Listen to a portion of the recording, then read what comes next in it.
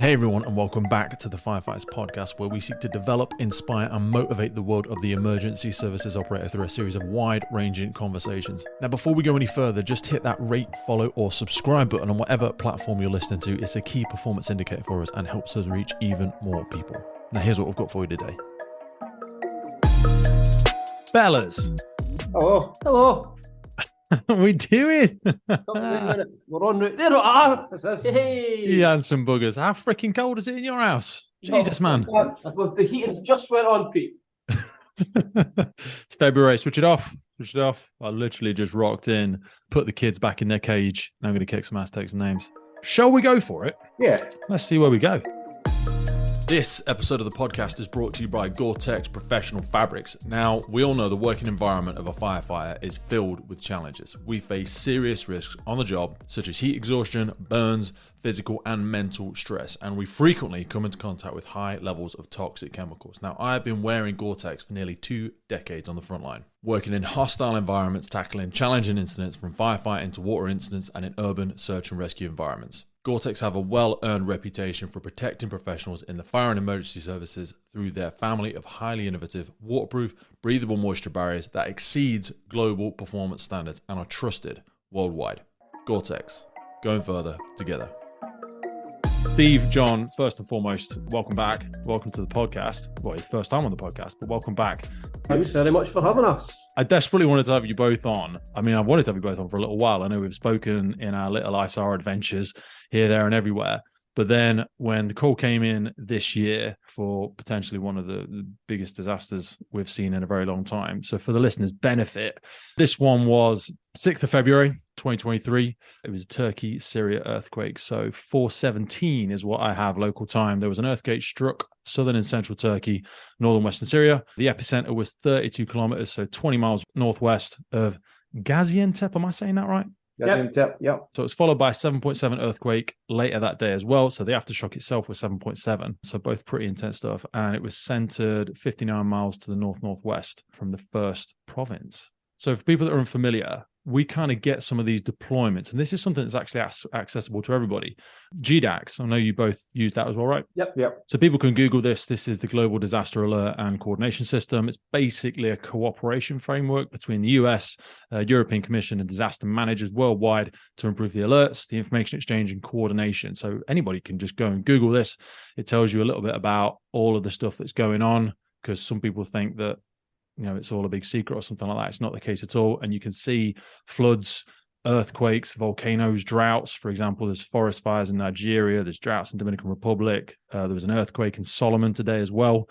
So take us back for the two of you. When those kind of bits of news come in, how does it tend to come in through us, through the services, to everybody that needs to sort of get that quick response on the road? To be fair for this one, Pete, it was about 6:30 in the morning news. Just listening to BBC News, came across there'd been a large earthquake, and as soon as they said Turkey, my ears pricked up, because as you know, we've been waiting for something in Turkey for a long time. Its position in the globe, where it is, it's been under a lot of tension for many years, and it's a ticking time bomb, isn't it? Ticking time bomb. As soon as I heard Turkey, my ears pricked up, got that feeling in my stomach, and I got on the phone, to Steve, and I texted Andy Buchan, our team leader. I just said, look, something big's happening in Turkey.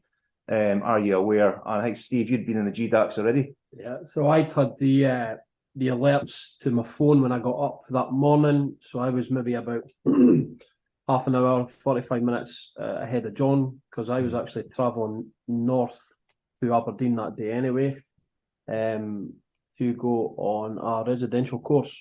So when I seen the alert and had a look at the humanitarian impact, so you'll know yourself, Pete, from looking at GDAX, it's on a traffic light system. And the minute I seen it was at red and pointing towards 3, I thought, yeah, we're definitely looking at something here.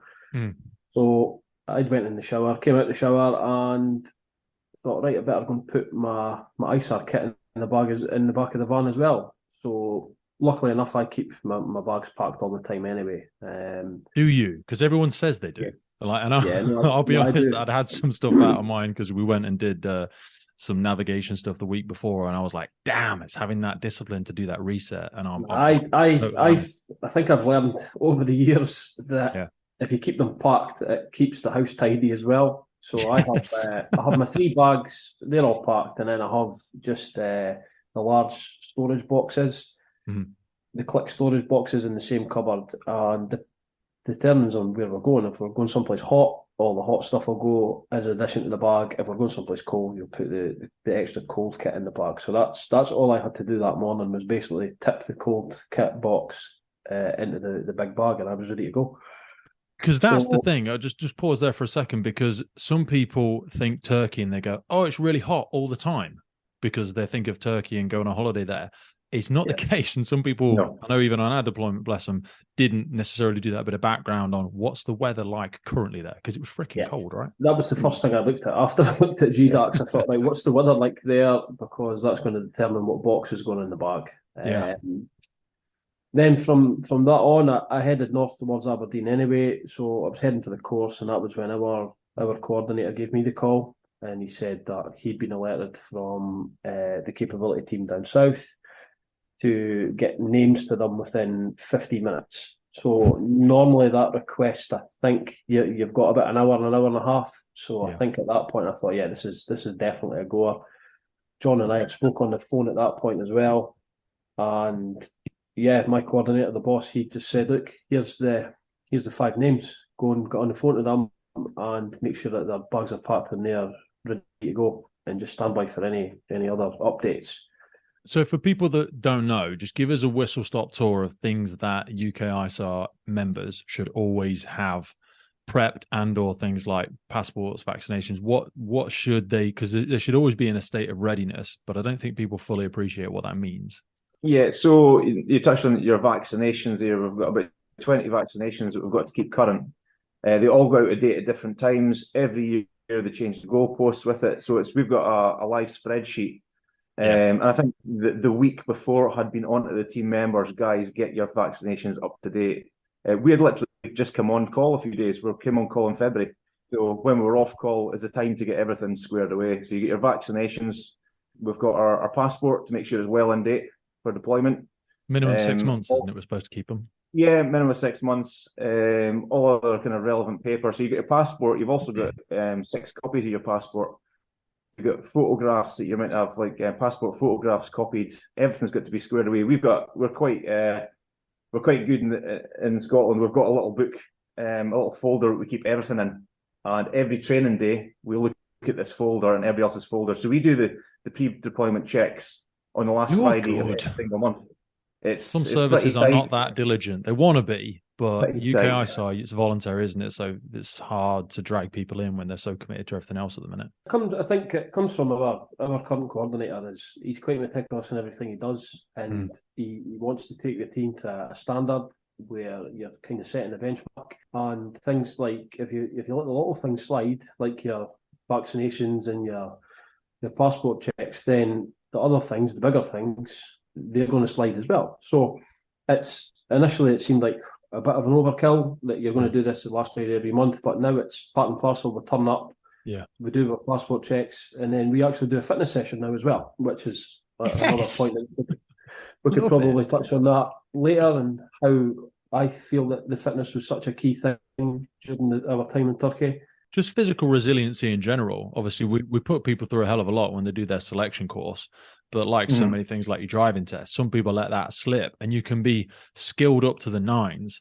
But if your body has not got that physical resiliency to last in these circumstances where you're sleeping rough, you're not eating when you should be eating, your sleep is just all over the shop.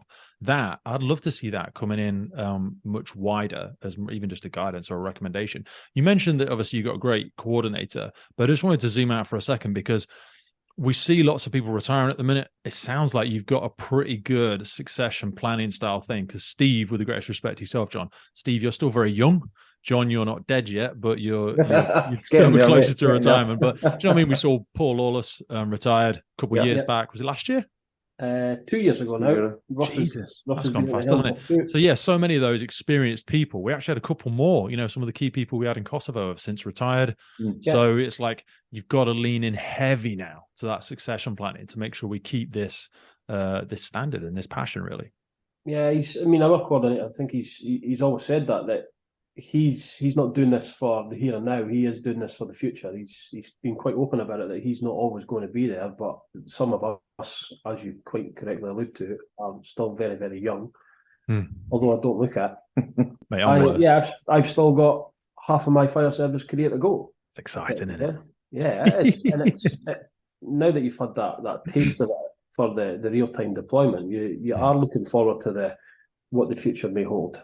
Mate, and you two as well have got a colossal amounts of other disciplines, far more skilled than myself, because we said about kit there, but just again, give us a wider context for some of the other skill sets, John, that we see in UKISAR, because other people have additional kit and bags and things over and above the standard stuff. Yeah, myself and Stevie, we share quite a lot of the disciplines, actually. I train the trainer on USAR for the service, but we both do City and Guilds chainsaw.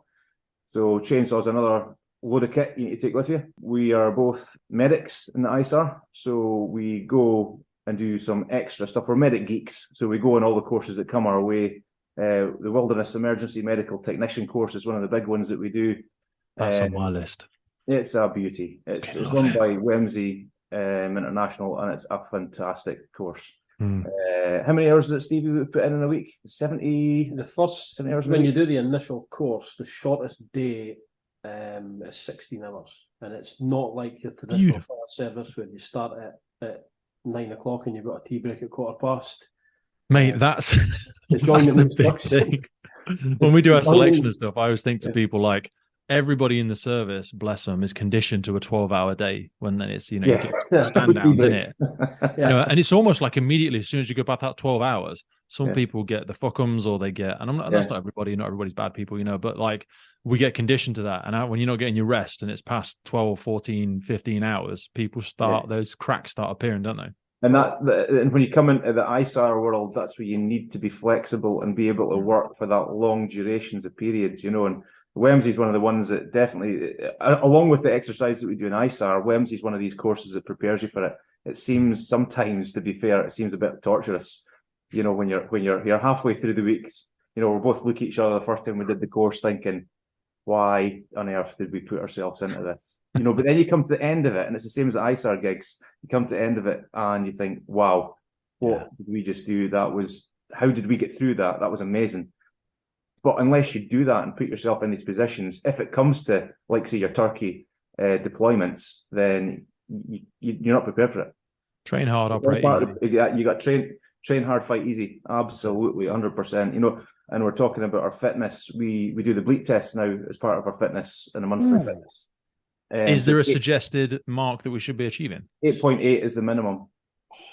That's high.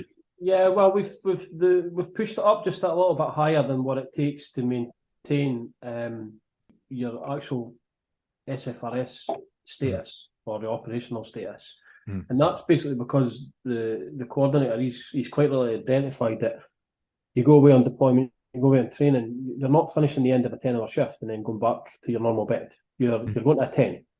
It may be hot, it may be cold, and it's going to be intense. So he wants that fitness level to just reflect that a little bit. Now, okay, when I joined the service, it was 9.6. So that's something that I'll always run to as soon as you hit 9.6. Some days I'll go beyond, some days I'll just kind of stop and go, nah, that's enough for the day. Yeah, that's what I walked off at Friday. I walked off at 9.6. Hey folks, just wanted to jump in with a quick piece around firefighter health and well-being. Whether you are trying to join the fire service and pass them tricky fitness tests, if you are currently serving, or if you are coming up to that next chapter of your life, retiring from the emergency services, we get so many different questions around it. So in partnership with Fitness for the Frontline, we have come up with a series of guidance and programs specifically designed to reflect the physical elements of the role of a firefighter. So whether it's carrying an LPP across an overgrown field, lifting a ladder above your head under running it, or wrestling with cutting gear for 30 plus minutes at some kind of complicated RTC, our bodies are required to lift, push, and carry objects in very specific circumstances. That is effectively what Fitness on the Frontline focuses on, as well as the longer term aspects of overall health and wellness for our firefighters. firefighters. Now, we are definitely not about to be smashing out world records or getting that beach body ready in 6 weeks rubbish. The systems and programs that we put in place are adjusted for people's current fitness levels, and they're not a prescriptive weight or a one-size-fits-all BS. It is very likely for myself personally that I'm still going to be a firefighter when I'm 60 plus, so longevity in the role is really important to me, and I know it is for so many people out there. It all starts with no obligation, 7 days worth of the programming, absolutely free. So whether you're joining, serving, or looking at the next chapter in your life, Fitness for the Frontline is designed by firefighters for firefighters. Now back to the show.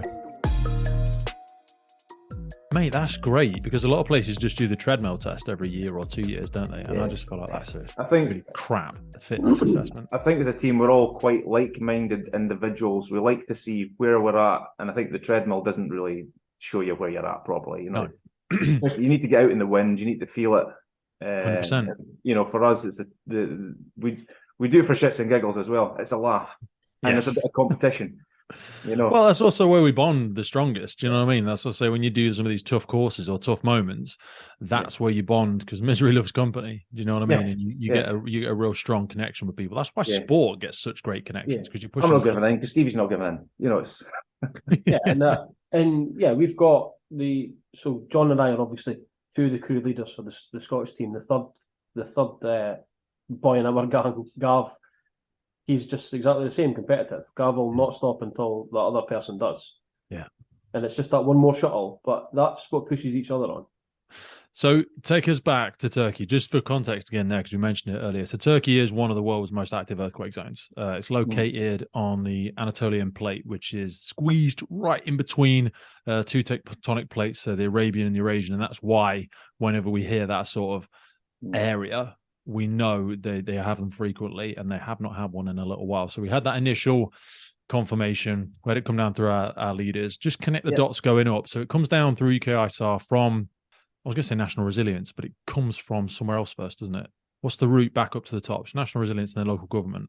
National Resilience, local government, and then Ross must get the say-so from the FCDO. Yes. So Foreign Commonwealth Development Office or whatever it is. I'm assuming that is the process. I'm obviously near the bottom of the food chain, so by the time it gets by the time it gets down to me, there's probably thousands of people know. We just wait on that call from our coordinator. But like you said earlier, we've all got GDACs, and you know, when you've done but they start filling in the virtual OSOG starts setting up quite quickly, doesn't it? So straight away, the national coordinator. So at this moment, obviously Ross, he'll fill in that virtual OSOG and say that whether we're going to monitor it, and then he obviously has to go away and go through his channels, whatever they may be, going through FCDO and the Home Office to determine whether it is a viable option for us to be able to deploy that specific country, region, wherever we're going.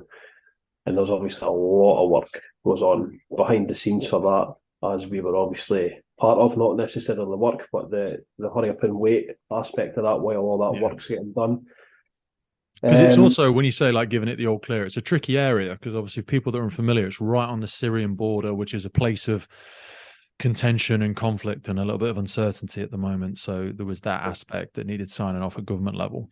Yeah, so I clicked onto the government's website just to have a look at the area as I was travelling north. And I thought, Syria, that's pretty close. And the government's website itself was advising no travel to the Hati region. It's a little bit spicy there at the minute, I think. It's a bit spicy, and it was, I think the city where we were actually based was 25 kilometres from the border, and we took that as being our hard border, that 25 kilometres, and we are not going to go any closer than that. Because that was part of the factor when you were there, doing certain routes to certain places of work and stuff, wasn't it? It was trying to keep that distance. Yeah. The safety and security officer, both of the guys had their work cut out for. They did a fantastic job, mate. Colossal job, didn't they? Yeah, that's the cogs. Do you know what I mean? All those bits. And I actually had a wider understanding for this time, because I didn't get to go and play. I was part of that logistics, getting everybody there, getting everybody on the plane, sorting all the bits and bobs and the welfare in the background. And you forget, I don't know, you guys probably don't, but I was really poor at forgetting that sometimes. The amount of cogs and all the incredible people, Debs and all the other people that are getting people to the front line is a massive machine. Such a big machine, isn't it? Yeah, such a big machine to get off the ground and then keep it fueled and all the rest of it to keep it going right the way, and then to repatriate it in the way back. The decision was to send a heavy team. So heavy team is all the bells and whistles from UKISAR. 77, is it? 77 people on a heavy team? Yeah, plus 4 dogs. I think they looked to take more than 4 dogs, but I think there was only 4 available at the time, just through sickness and availability. Well, they pulled in what's his face, who had been retired for a little bit, but he's got such a colossal wealth of knowledge. The gentleman's name escapes me. I apologize. Neil. Yeah, love that guy. Yeah, he's a nice lad. He's proper, a nice lad. proper top bloke. And he's got a dog. Calling a dog. Yeah. So calling the collie. All of you guys and girls, we all got on board. We went to near Birmingham Airport. Where did we go? Birmingham, yeah. Birmingham Airport. I bloody drove. I'm terrible. So we got there, all met up, and then it was that hurry up and wait. Talk people through like what that initial processing looks like. Well, that was a kind of strange thing for us, and I've deployed before and been in exercise, and because we all get together at DICE headquarters, it's right beside the airport, so we're always the first ones down to either London or Birmingham, which is really weird because we live furthest away, but we can get in a flight dead quick. Yeah. The first flight that we actually got from Aberdeen, our coordinator played an absolute blinder and managed to get on the first flight, and I think we got several gentlemen taken off of the flight so we could get on. So we were down rapid, and we came into the fire station down in Birmingham, and there was hardly anybody there. We were the first ones in the door. Irony. Which is bizarre. It's completely bizarre. There's guys that were actually from that station that arrived after us. You boys are drilled. You boys are on it. So it was just, it's a big hurry up, massive hurry up, and then waiting for ages, and it's ages, and it's the ISAR way. Yeah. Well, we've got to get all those ducks in a row. With then the kit comes from London, obviously. The London stations, all the kit. That's what I'm saying. There. It's got to be all the equipment and the manifest, convoy, all equipment, and all the background stuff's got to get done. FCDO are working their magic, government's working their magic. Security guys are looking into the area. Everybody's like, logistics are coming in place. We need runners and riders, people to help us out in country. Transport in country has got to be put in place. So much stuff had to be lined up before we could get on that plane. And it's actually having an understanding of that helps you with the waiting side. Why we're waiting. It's just, it takes time. So it's a case of kick back, relax, use this time to, get on the system, have a look what's happening in Turkey, speak to your teammates, because, we were kind of 4 guys from Scotland.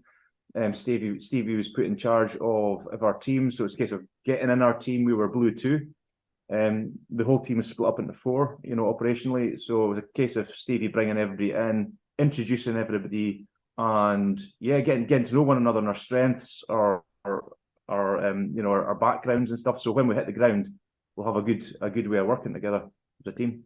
How did you find that, Steve? Because didn't we do our crew leaders together last year? We did. Yep. We all did it. Yep, Yes, sorry, we all did it. So this is your first time for about 10 years, but it was the first time we did the course. So yeah, this is your first time head honcho, sort of, Steve. Leading up, working with teams that you hadn't met before or teams from all over the UK. What was that like? Getting everybody together? How did you sort of manage it, navigate it? I mean, UKISAR are sometimes the nicest people to lead because we don't attract any dickheads, really. Obviously, yeah, with the exception of me, one always slips through the net. So throughout obviously 2022, we'd had a lot of exercises overseas, which I was lucky enough to be at all of them. Just the way availability happened within our service, guys had put their names down and then couldn't go, so I stepped in at the last minute to take in certain roles. So obviously we've done Kosovo, and then Singapore, and then I went to Kinver as well, obviously down in the lovely Birmingham area. And whilst we were in Singapore, I'd picked up a functional role there. But prior to that in Kosovo, I'd actually worked with Jim Davison from Lancashire. He was assigned as my ops commander, and I was just one of these operators, and he was phenomenal to work for. He's just a great mentor, isn't he? Mentor's probably the best description of him. And I've obviously become quite close with Jim over the last year. He's just excellent to work for. I saw that picture of you two in the hot tub, actually. Yeah. And he's one of these guys that you would just run into battle for and not think twice You about it. trust him with your house, your kids, he's that strong hand, but also he's unflappable. But he's stern, but he's not like unnecessarily harsh. He's just like he's harsh when he needs to be, but he's got a really, really good way about him. Then after that, we'd done our crew leaders course after Kosovo, and then after that went to Singapore, and I picked up a post working for Jim Charston in Singapore, and he's another unbelievable mentor. So I had a good 4 or 5 month period and got a chance to work for both of them as an operational crew leader. And then the way the chips fell in Singapore, there was a movement, there was an inject, and I then picked up one of the ops commander posts after that, and it was becoming to feel like normal, and I was kind of learning on the job, which was fine. Went to Kinver, and Jim Davison was assigned as the team leader, and he straight away allocated me one of the ops commander posts. So I thought, well, that's fine, I could do that. Then when it came to going, obviously the call came in for Turkey. I had a list in the manifest of the passengers that were going, and I actually said to John on the plane, there's a lot of big hitters there. There's a lot of experience on that list. There's a lot of guys that are top ISAR operators. This is going to be good. Yeah, got to Bicken Jim Davison and Martin Ferrand from Manchester had been assigned to 2 ops commanders roles, and then lo and behold, I ended up picking up one of the crew lead posts, working under Jim. And initially it was like, oh, right, okay, but as soon as you get that shout and that nod from Jim, it's like, right, okay, he needs me to do a job. I'm going to go and do that job for him. He's that sort of leader you want to do a great job for as well as. Oh yeah, like the commitment I've got towards him's unwavering. He's brilliant to work for. I feel like Pavlov's dog when I'm around him. I just want to do a good job for him. Do you know what I mean? Yeah, it's like that. You want to impress your parents. That's what he's like. Yeah. He's like it is, he's isn't like it? He's like that work dad, and it's like you don't want to let him down. So yeah, and like I said, I would run it in a battle for him any day of the week. Love it. He just sets that good example, and I've learned a lot of him from over this past year. But not just him. My coordinator back in service has obviously done a fair bit of research and a fair bit of development as well. So it felt quite natural getting put into that post. And the guys and girls that I had within my team, Pete, I cannot speak highly enough about them. You had a good pick. Not saying there was any bad picks, but your skill set and also just willingness, the mindset of some of the boys and girls that you had. We also mentioned earlier about the dogs. So we had 4 dogs. How do they get split? Just run us through a little bit the overarching. So we've got team leaders, we've got medics, we've got doctors, we've got dogs, we've got structural engineers. Try and give a bit of a rundown of what we're sending. Yeah, the structure's quite easy. They don't overcomplicate it because I don't think it needs to be. So we'll take Turkey as an example, obviously, because it's hot topic. They had a team leader who came from London, Dave O'Neill. Another unbelievable leader, just a proper leader of the troops. His motivation style and the way that he speaks to you. With humour as well. Great bit of humour too. Dry humour, fantastic. He just makes you want to run through a brick wall for him. Yeah. Just so you could hear what his motivation and his praise is going to be next. And yeah, I totally get why his London team are so loyal to him, because he's infectious. But then working alongside Dave as the team leader was the depth team leader, a lad Steve Davis from Wales. Again, I'd never actually met Steve before. He was brilliant. He was really, really good, really interesting sort of guy. Obviously being a Celtic cousin as well, it made it a bit easier. And then off the side of Steve, they had the 2 safety and security officers. And then the operations commanders then head up a section each, one for red, one for blue. And then under each ops commander, you had a crew leader, splitting the red sections into red 1, red 2, and blue 1 and blue 2. Within your team, you've then got a deputy team leader, without confusing it too much. And then you've got a dedicated sector medic, a dedicated heavy rig and slinger, a dedicated logistics in bed, and then a dedicated UMT. So we had Deb Swan, and then finally, last but not least, you've got your search and rescue operators, along with your dog handler. Yeah, we had 4 handlers with this one. We had a vet as well, didn't we, Vicky? Vicky's actually coming on the podcast soon. She's fascinating. She's a great girl. She wasn't in my team, she was taking my dogs. Well, the dogs had a couple of injuries as well. We'll come on to them at some point. So they worked getting us out there. So we got all the kit down, we got it loaded, we got everything like that. But then, due to some challenges, you boys and girls had a little sleepover in the runway, in the terminals, didn't you? Yeah, it was a case of find a bench. And I think it was Costa Coffee or that. I think one of these coffee shops we managed to duck down in, found a comfy seat, and that was it for the night. Love it. So what time did you actually head out in the morning? I don't think we actually left until about lunchtime, Pete, if I remember rightly. Really? Yeah, they kept us in the main international departures area of the airport, but there was people coming and going, and I think you know what we're like when we're all stood around dressed in navy, orange patches on, and all these bags about. People then started to ask the questions, and then they were looking at the news, seeing what was happening, asking us what was going on, and they've seen us sitting there for a bit of time. So at that point, I thought, right, we better move them out of here. So they selected a gate, which was a bit off the beaten track, and they put us down there, out of sight and out of mind. Yeah. Once that was done, we weren't actually at that gate long before we started to board. So I'm lucky if it was half an hour and we were on the jet. But then we sat on the tarmac for a bit as well, just waiting on all the kit getting loaded on properly. Yeah, that's go on and come off a few times, didn't it? So talk to us about arriving in country, the big flight out there. What was it like when you actually got down, boots on the ground, the weather, the atmosphere, the organisation? How did it feel?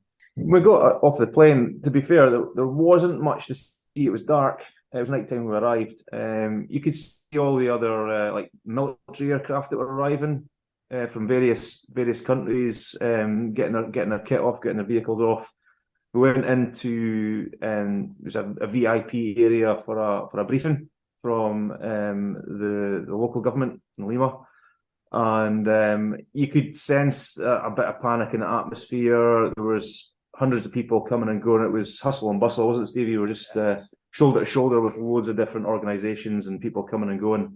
TV cameras were already there. It seemed to be a very, very small passageway between the tarmac and then the actual country, I suppose, and they try to shoehorn every single person through this area.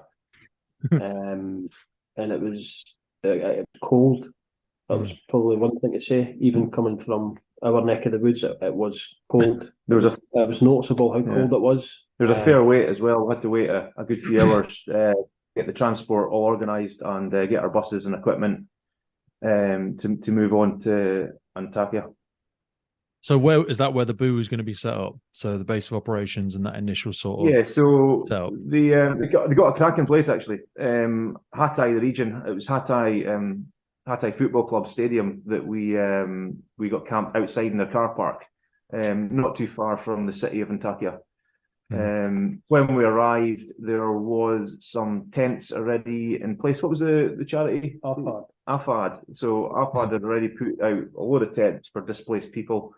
I think the Italian rescue team were on the road in. We managed to get a great little compound at the back. We managed to get some fences and fenced it off. There wasn't many people actually in our side of the stadium at all. It's a great little place. Got the booth set up, I think, in record time.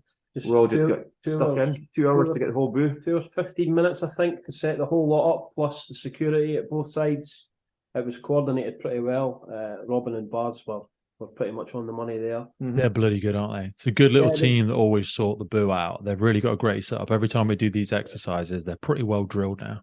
You know what? You feel sorry for them a bit because, like, they get carted all over the world and they've basically become our housemaids, and sometimes they don't even get out on the ground. But on this occasion, Hampshire actually had part of the rescue team. They formed part of the rescue team, so they had another 5, I think, from memory out as well. You feel that for logistics as well sometimes, and it's a good reflection of the team leaders to recognize that they do have the skill sets as well and pulling them into it. But again, their humility and their ability to discipline themselves to go, our role is this, and this is an essential part. And without a safe boo and all that sort of stuff, everything else will just crumble around it anyway. Yeah. So what were those first few challenges over the first few days? You've got the boo set up. So we got started to get an understanding of local services that were operating, places that were worst hit, and then before we get out and do that initial recce.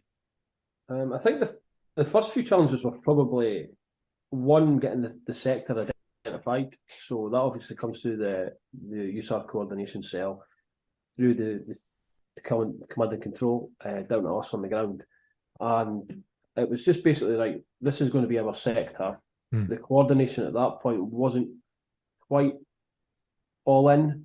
So this is going to be where you're going. We don't actually have a sector letter to allocate, so it's on the left-hand side of the river, so we're just going to call it Romeo for river. That was as basic as it went.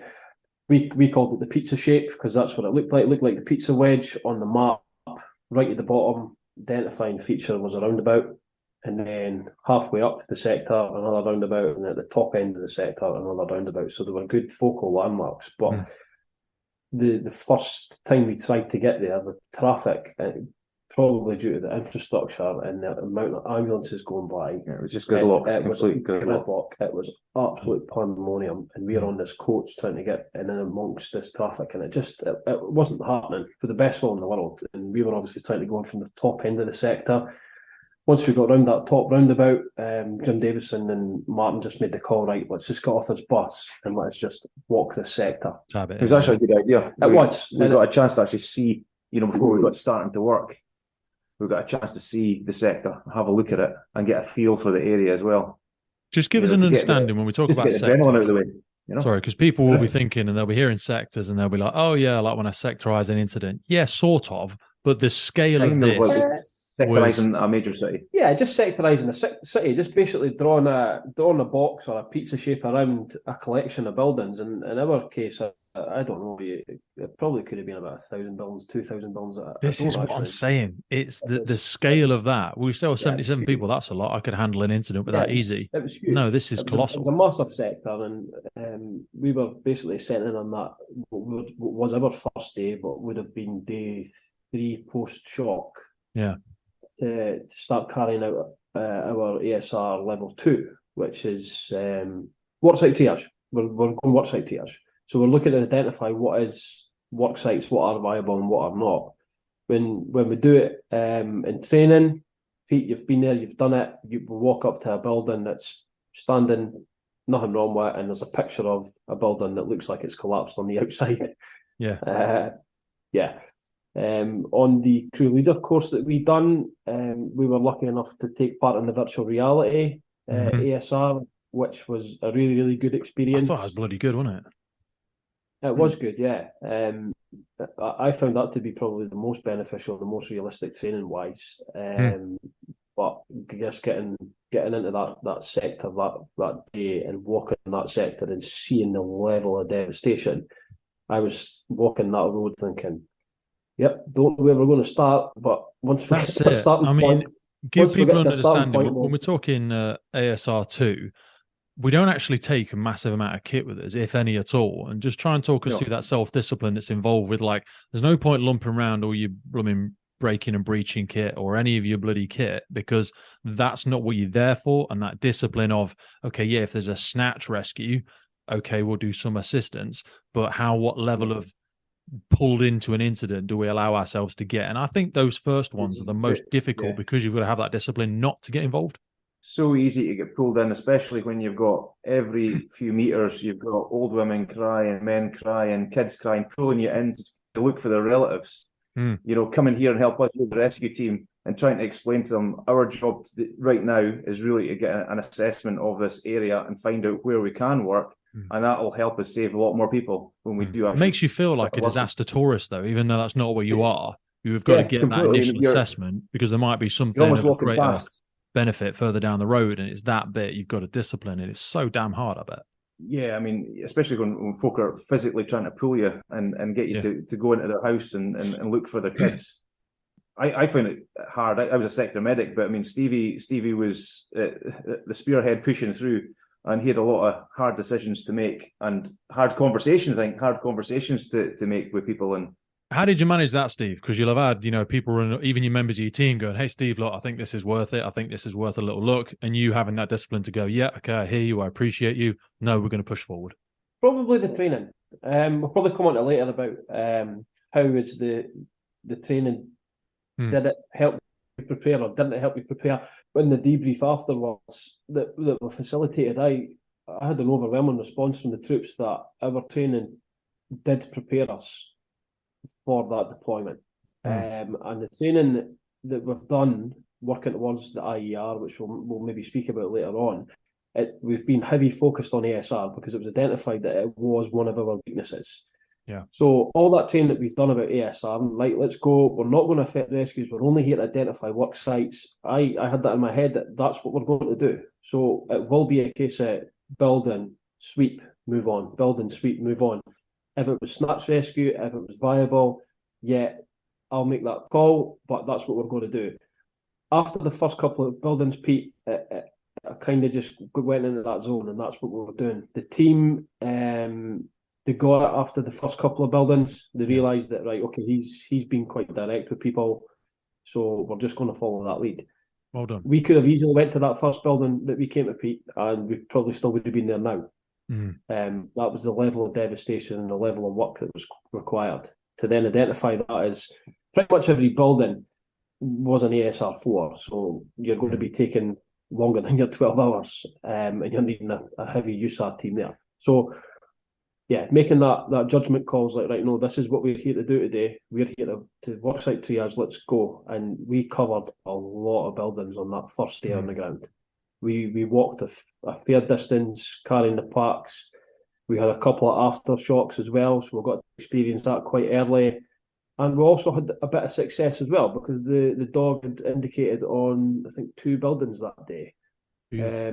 Obviously, we'd also passed a couple of work sites that other teams were working at, not INSARAG teams, but other teams have been working at, so we mapped them up after a bit of discussion. Again, you think, right, we're just going to come by, we're just going to mark this as a live work site. They were like, no, you're not getting anywhere near this, because you see us coming like the Orange Brigade, walking down the street, and it took a couple of difficult conversations. Like, no, we're not here to take over your rescue. That you guys are doing a really, really good job there. Keep working hard, stay safe, but we're just going to mark this so we could feed that back into the coordination cell. When we speak about the dogs identifying, so I mean, the dogs are such an essential skill set because they give you that next level of what's the viability of a rescue in this element. But other than that, what's the rationale or what's the process in your heads with triaging the viability of certain buildings? Well, if I could put a dog there, it sounds terrible. The dogs are our best asset. Yeah. They cover a large area of ground very, very quickly. They're a lot lighter, so they're not liable to move rubble piles with their weight.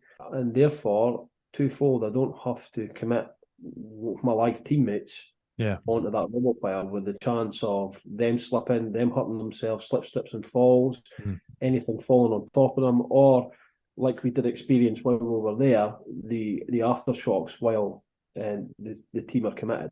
That's the advantage of the dogs. The disadvantage is the concrete was so thick in some places that they're just not going to get a response. They're not going to get a live indication because, well, maybe the airflow might not be in the right place for where the casualties may or may not be located. The flow of air and where the voids and where it's exposed, they might just not be in the right area, which is unfortunate. But you've got to go with the dog handler's experience. They know how to read their animals.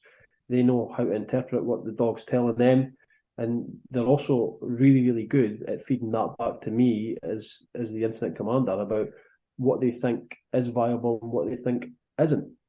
You've also got a time cap with the dogs as well, haven't you? Because it's so much stimulation for them. It's a discipline for them to rest them and not give them too much exposure. because, it's just so overwhelming for them, the smell, the sight, the noise, the debris. And that's why they're so great, but also, they get worn out. Yeah, they're not too dissimilar from us. They get fatigue. They get nose fatigue, and it happened. I think on one particular day, Davey, Lindsay's dog, I think he'd done 50 searches. That would be the second day he got 50 searches. 50 searches in, and that's a crazy amount of searches, because he's not going to have ever experienced that in his fire service career in the UK, doing 50 searches in a day. Touched on the terrain and the dogs getting injured. It was full of sharps. It was full of things that were going to hurt the dogs, and all the dogs got injured at some point. And cuts to paws. Thankfully, nothing serious. But we did lose one dog for a couple of days because of the depth of the cut. So then we're just to give people that don't have an understanding, we do obviously put in a lot of work to ensure the welfare of the animals. They have things to protect their feet. They have torches. They have all sorts of stuff, and the handler is never too far away.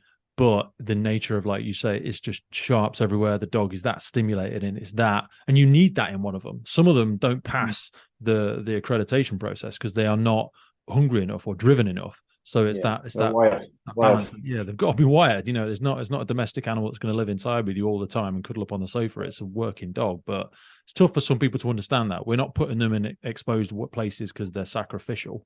That's what they're bred for. No. And you've got to go with the handlers tell you. If the handlers say, like, you know what, the dog's had enough, need to rest her for a bit, then that's what you do. It's like, yeah, totally. Because they are one of the troops, effectively. The 100%. Troops need rest. The troops need fed. The troops need water. The dogs are exactly the same. So we did those initial AR2s. What sort of areas did we decide when we came back, fed it all into the command and control? What were we looking at for the next following days, John? Well, to be fair, I mean, we did do a lot of ASR2s. A lot of our information was coming from people on the ground when we did that first walk. A lot of it was not even walking over the rubble. It was locals actually coming up to us and weighing a lot of it up. Some of the rescues was video evidence. They would come with their phone. This is a casualty. We've seen them under the ground. It was really tough.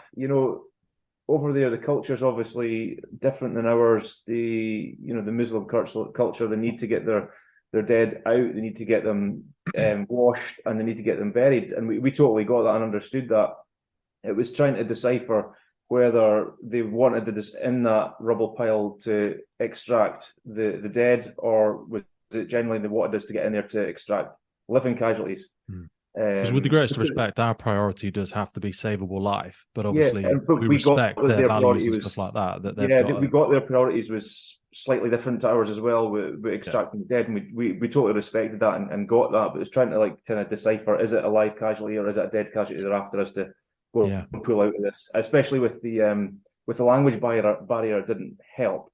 Saying that, we got a lot of help from volunteers. That came from as far as Istanbul. They drove down. It was a 12-14 hour drive. They arrived at our camp, or they met us in the street, and we got a really good relationship with them, and they embedded them in the team. Beautiful. What was the name of the chap that was Alj was with us for a lot of the time, and he was just this guy ended up being part of the team. At one point, he was down the tunnel with us. We couldn't have done what we did without Alj's help, without the information that we were getting back from the casualties, how many was in there, where they are, what kind of state they're in, their injuries, etc., etc., etc. We wouldn't know any of that. But also just general things about like the way houses are put together, the general layouts, the construction types, all of this stuff that you would see something and go, oh, does that mean this? And they go, no, they have them in all these types of buildings, or that actually means this. Or you see that sign over there, that stands for this. That did come into play, actually, totally did come into play with that. There was various interpreters that were actually assigned to us. And they were at the boo every morning there waiting for us. But then this lad, Alj, he, like John had said, he travelled from Istanbul. He knew he spoke good English, and he just wanted to come down and help. And Jim Davison actually stumbled across him on the street and basically took a hold of him and says, right, you are exactly what I need. He was basically the Turkish version of Jim. He was direct, he was straight to the point, and he didn't mess about. So Jim asked him to say something, and he said it as Jim had said it. And it got to the point where him and Jim had such a good working relationship that when they arrived at a work site, Jim didn't have to brief them. He just went in and said to them, this is what we are here to do. We'd been fortunate on the first day that we'd arrived, there was 2 volunteers that came and helped us. There was a male and a female. The female, she was quite young, but she was really, really good. And she had a sort of sympathetic way about her. The other lad that was with her, I assume, was maybe her partner. He was the complete opposite. He was totally eccentric and totally blew everything out of proportion. So we were using those 2 with us on that first date. Like I say, she was excellent. So I was communicating with her and basically trying to ignore this other lad because he was just becoming a bit of a pain. Yeah. And he had to be politely told not to speak to anyone because he was going along that theme of, if I say one sentence, he says a couple of paragraphs. Yeah. And it's like, no, that's not what I'm wanting these people to know. That's not the information I'm needing.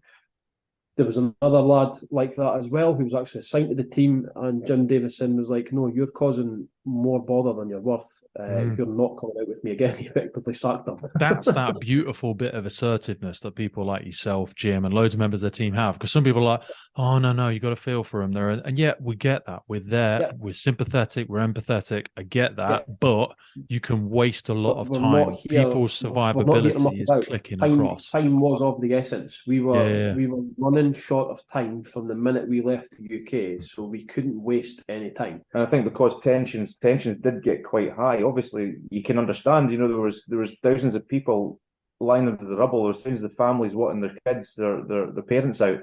Tensions were, you know, you could feel it in the atmosphere. And if you got an interpreter that was saying the wrong thing to these people, things would kick off.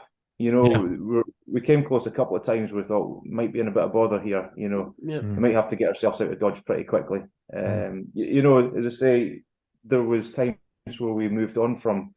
We sent the dog in. The dog didn't indicate, or the dog indicated, telling us that there probably is somebody in there, but they're deceased. Unfortunately, try to break that news diplomatically to somebody's hard at the best of times. When there's that language barrier in there as well, it can get misconstrued, and they see everybody walking away. Yeah, 100%. You can imagine the feelings that are going around. Yeah, I found the best way to deal with that was to get the team to head off in smaller groups.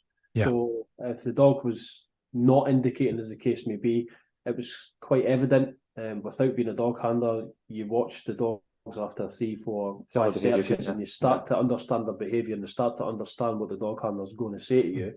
That's when I'd say to the team, right, could you just pack up? Before you just start moving on, rendezvous at that point there, and then a couple of minutes later, could the next four move, to the point where it was just basically myself and maybe 2 others left behind. And then we just follow on. So it's not like a mass exodus. It's not like, okay, nothing to see here, let's move on. It was maybe just a little bit more tact, like you say, a little bit more diplomacy. That's that beautiful protective bubble that a leader needs to create, where it's like, no, don't talk to my team. I'm here. I'm engaging with you. I'm your point of contact, and let them slowly do their thing. And then you're that last string to cut and go, okay, thank you. I've heard you. The first few days, I would probably say I was quite direct most of the time. Without being rude, but I think that's what the area needed at the time. Certainly by the time the week went on, the soft skills in me developed no end, and I hugged a lot of men as that week went on, because the soft skills had to be. The phrase that you used right at the start was spicy. Yeah, it got spicy, especially when it got dark. When it got dark, that city took on a different feel. There was a completely different feel, completely different atmosphere to it, because we were just going on torchlight, basically, because there was no street lighting. The noise was just incredible, Pete. 24/7, sirens. Diggers going, people shouting, people screaming. It was like nothing I'd certainly experienced before was the noise.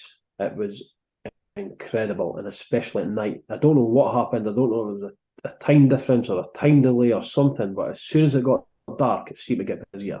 Well, when darkness falls, that social structure seems to break down even more. We had a firefighter who was present at Haiti during the initial quake there, and he was telling me how so many of the women and children and the general population, but when the darkness falls, that social structure seems to descend, and as the days progress, aid, food, desperation starts to turn people, not viciously, but just out of that natural animalistic intent of, I need to look after number one a little bit here. And that's where you boys and girls have always got to make sure, like you said, the boo has that security. People are like, what are you trying to say? People are horrible and they're going to hurt. No, people just get desperate, and that's understandable. Think about if you're family and children, you just lost your home, you don't know where your food's coming from, and there's no end, there's no perceivable end to what's happening at the moment. So yeah, you can understand that, but it's a very, very difficult position for you guys to be in.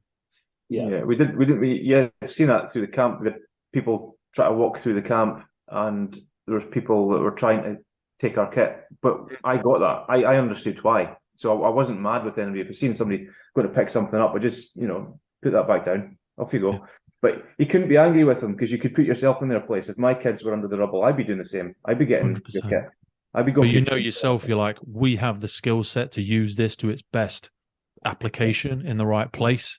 It's no different than people getting up to a pump and trying to pull all the hose off for you and trying to do something. You're like, don't do that. We've got a process. We've got a system. We're here. We're going to do it. We're going to get it done. But you need to let us do it. And people would generally understand. They would get it. When we explained to them, we had a fair bit from the military. The Turkish military gave us a good security cordon at one particular incident. When a lot of our kit was starting to get lifted and we had to move it in a different area. The army came in. Stevie used the Turkish TV. He gave an interview to explain what we were actually doing. I think it was a protracted incident. We were there for, I think, 20 hours, and people were getting a bit upset why we were taking so long. I think you explain it better, because you were the face of ISAR that night. Yeah, Jim and Martin and I had a discussion, and it was starting to get dark. The locals had been there, had then left, and they started to come back again, and they were starting to get just irate. They were asking, basically, why are you taking so long? If there's people in there, why is it taking so long for you to rescue them? So Jim decided, you know what, let's put Algie in, let's put the interpreter in, and let's film it, and let's get it out to Turkish media as quick as we can. And Martin was like, yeah, totally, that's a good idea. Now, that's something that you'd never do back in service in the UK. You do that, you'd be final written warning daughters. It so frustrates me though, because people want to hear that. They just want to hear that you're trying. Help them understand the why and the what behind it, and then they'll appreciate why the how is taking a little bit longer. But we're rubbish at that. We've done that, and we put the footage to Turkish TV, and then I gave a quick interview to the Turkish TV, and Pete, it was within minutes. All these people that were standing about very irate then became really, really willing and wanted to help us. There was bottles of water. Food started arriving. Sandwiches started arriving. Domino's pizza started arriving. And it sounds ridiculous.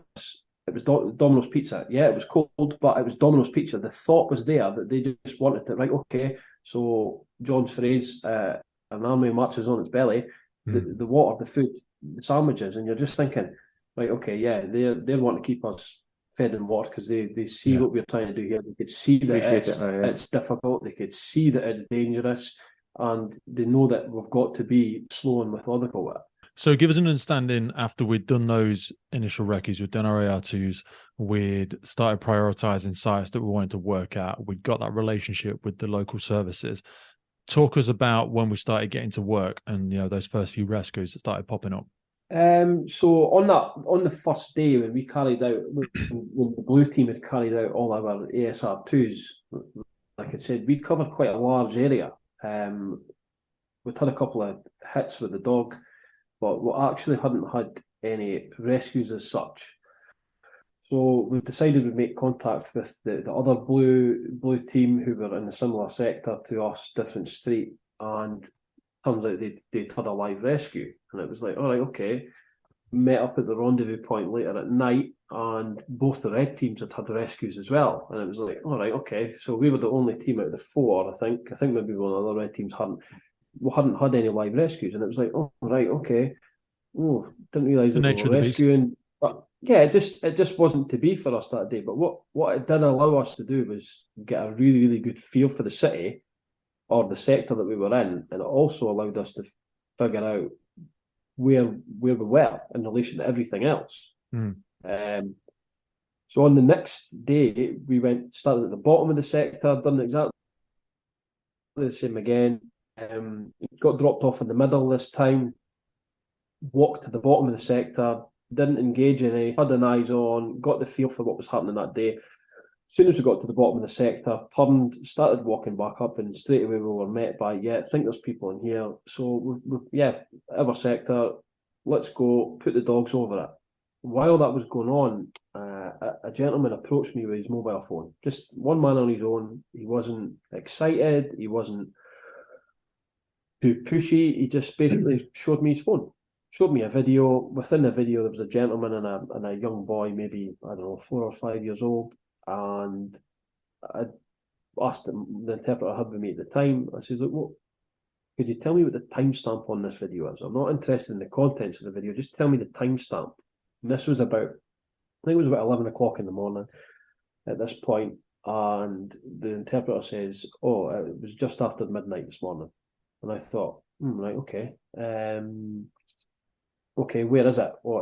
Pointed to it on the map. There was a couple of streets out with our sector. Slightly off. And I thought, do or don't I? And I thought, you know what, let's go for it. I said to the interpreter, how long will it take us to get there? He says, it's just up there and to the left. Of course, everything's just up there. But unfortunately, just up there to the left, it would have been just up there to the left, but unfortunately, every single building on that street had fell onto the road, so we had to go the long way around. So yeah, we got there, and it was basically down, not quite a side street, but we were down a street, and there wasn't anyone else on the street. The lad walked us right to the building, and I'd asked John and one of the other lads, Keith, right, do you want to just go up that little bit to the side of the building and have a look, but please be careful. Yeah, no bother. I sent another couple of the team back to get a ladder that we'd passed on the walk. Go and get a ladder, pitch that ladder up there, and see if you could see anything, see if you could hear anything. And Pete, within 15 seconds, John's like, yeah, I could hear someone.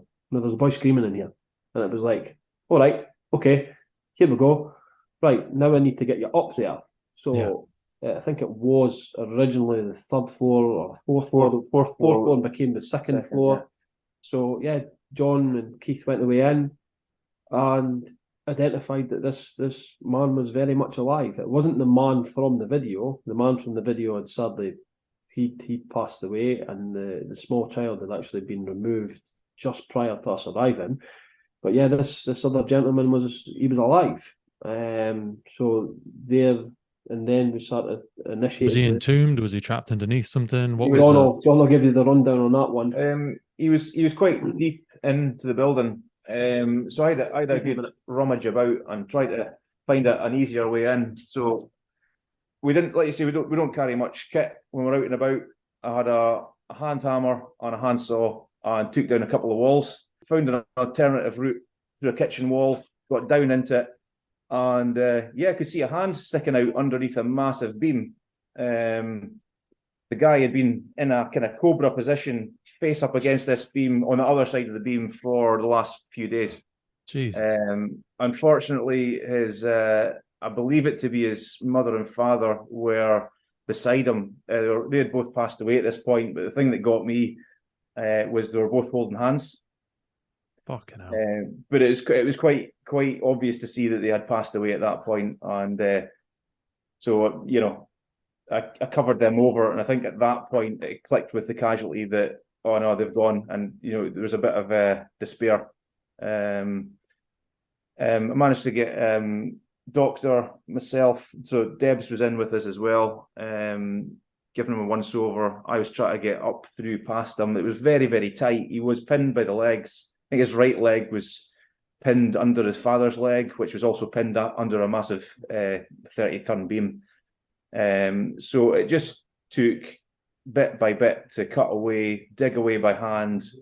I don't know if you've done your BA refresher when you've got to do the Superman position going through the letterbox. Yeah. It was like that, just like tiny little bit by bit. I managed to get up past him to his legs. And how did you feel? Sorry, like being in that position, knowing you'd had aftershocks. We obviously have a good look at the building and everything like that, but being in there, how much do you stop yourself getting like blinkered into that, and it's very that's easily the done. hardest bit. Very I easily think. done. You talk about shoring as you go. We did our best to put up shoring where we could, and great shoring we'll have here. Go to Jason's, get your 4x4s, no bother. I was literally cutting table legs off to put them up. It was mines rescue type shoring. And really, for me and the rest of the guys, it was an indicator if it was going to collapse. It probably wouldn't have held up much, but it would have given us some notice if it creaked and groaned. Yeah. That was the deal. I said to people, if you hear that creaking, if you see it getting tensioned up, then we're out of here. And funny you say about aftershocks. We had a fairly decent aftershock while I was in that position inside. Stevie will maybe fill you in on that bit. I think he got more of a scare than I did. So you've got a team in there, mate, and you've got that. Yeah. So sorry, go on. Committed the team in. John, Keith, and Debs at that point were in contact with the casualty. I had Emma and the other Steve were basically acting as the top of the ladder and the bottom of the ladder as spotters for them, for John and for Keith and Debs. And then outside would obviously put in were tally systems, so it was all accountable. Had managed to set up a cordon, believe it or not, outside using the army and the police, basically just to keep the locals back. Had established emergency rendezvous points, the whole lot. And I'm thinking, right, this is going all right. This is going fine. The options for the casualty at that point weren't great. So I'd asked Debs if she could maybe give us a better option rather than cutting the guy in half. If you could maybe just get him out in one piece, that would be preferred. And she's like, well, I kind of need Malcolm here for that. So got Malcolm to come along as well from the sector that he was on. So he came in to assist. Malcolm ended up in the tunnel hole as well. And at that point, it shook. And everything moved. There was things falling about. And I genuinely, hand on heart, thought I'd killed my mate. I thought, God, I've committed him in. I don't know how I'm going to explain this one away, but everything that's in there is probably going to be on top of him, because John had actually filmed it to show me and then passed his phone out to show me what the conditions were like. So in my head, I was like, well, that movement there, that's got to have killed him. How much does your arse fall out when something like that is just... It didn't even bounce. It just hit the floor and just stayed there, mate.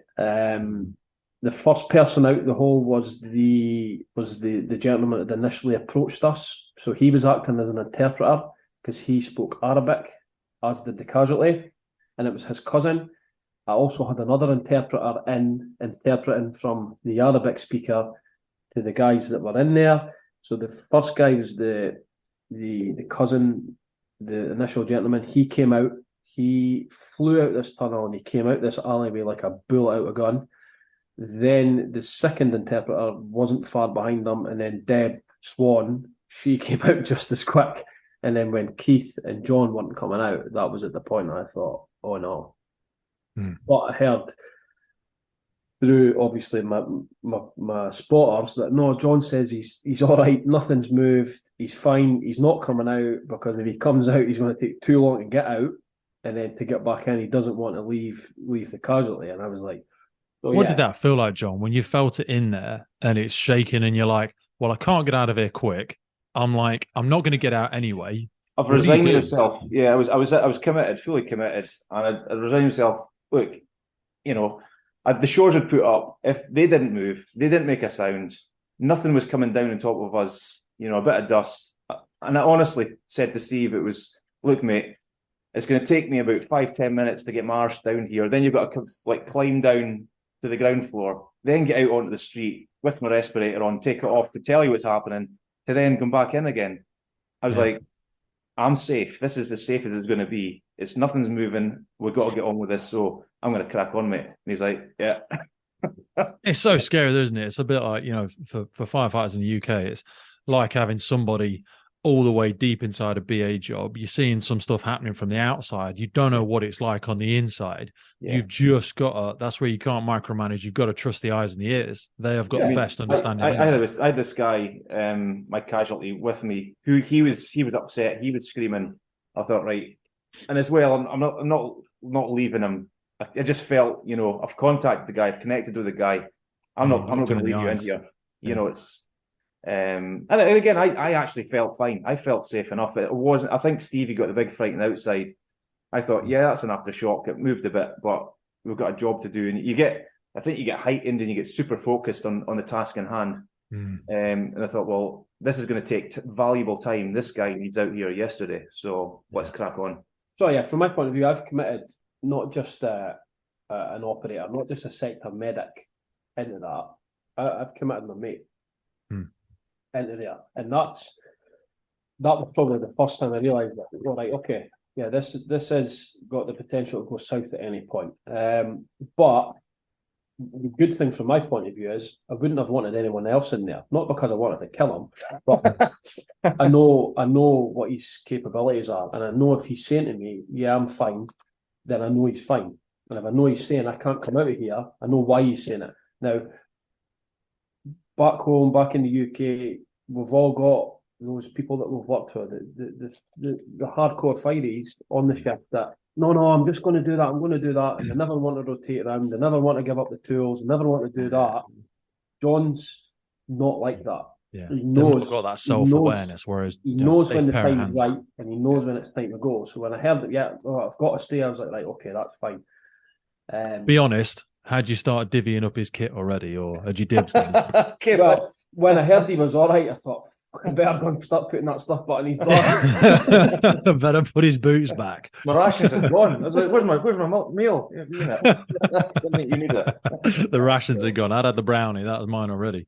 But at that point, it was a case of, right, then John will tell you how they went about getting them out, but I started to rotate the crews. He probably wasn't happy at that point, but I thought, right, this isn't going to be done in an hour. Let's get John out. Let's get some fresh bodies in. Let's get them doing some proper donkey work. Yeah. Then it's going to come a time where when that guy's coming out, I need John back in there again. Such an important discipline, that is. So important. I was chin strapped. I was ready to come out. I was quite happy to come out at that point. I pretty much just worked myself to the bone, and I thought, right, he's just about out. I could probably go at this for another 20 minutes and get him out, but it was the right call and it was the right time. And I thought, no, stuff it. I'm ready to swap. So I think it literally took another 20 minutes, and they got the chap out. We ended up digging right underneath them. Mm-hmm. It was just space creation, mate. It was loads of space creation, but it took a bit of time. I think it was Tony went back in, and Malcolm Russell and Josh, and they released the guy within about 20 minutes of me getting out. Then it was a case what we're going to do when Malcolm leaves. Malcolm's another magician, colossal bloody wealth of knowledge. Oh my god! I mean, I was telling Steve when I was. I mean, I'm a medic geek, as you know, and to work alongside like one of the world's best. Oh my god! Like, he's on my hit list. The stories that man has got. Oh my god! I was putting on the pelvic splint that he invented, and I was giving my hand with it, and I did ask him at the time, "Hey mate, have you done this before?" Yeah. I just got the side eye, and I thought, "Oh, this is quite good." Yeah, you know what you trained to do? I invented that. Oh, okay, yeah, sorry. Okay. But and getting the guy released from where he was pinned down was just only part of it. We're still two stories up, so I had to think about what rigging we're going to use, and we all had one rope, a couple of carabiners, a couple of slings. At that point, we had Tony had made up Tony got Meekins to fabricate a stretcher outside, which they'd done out of headboard, was it? Part of a ladder, part of a headboard, part of a mattress, and a lot of wet duvets. And they'd fabricated something pretty good, which I think would have worked, but it probably wasn't the best in the world given the guy's injuries. However, managed to get an ambulance. I was told that the ambulance had a stretcher, so I'd asked the ambulance crews if they could just head off and get that stretcher for me. And then it was at that point where they're like, actually, the ambulance is gone. Jesus. Yeah.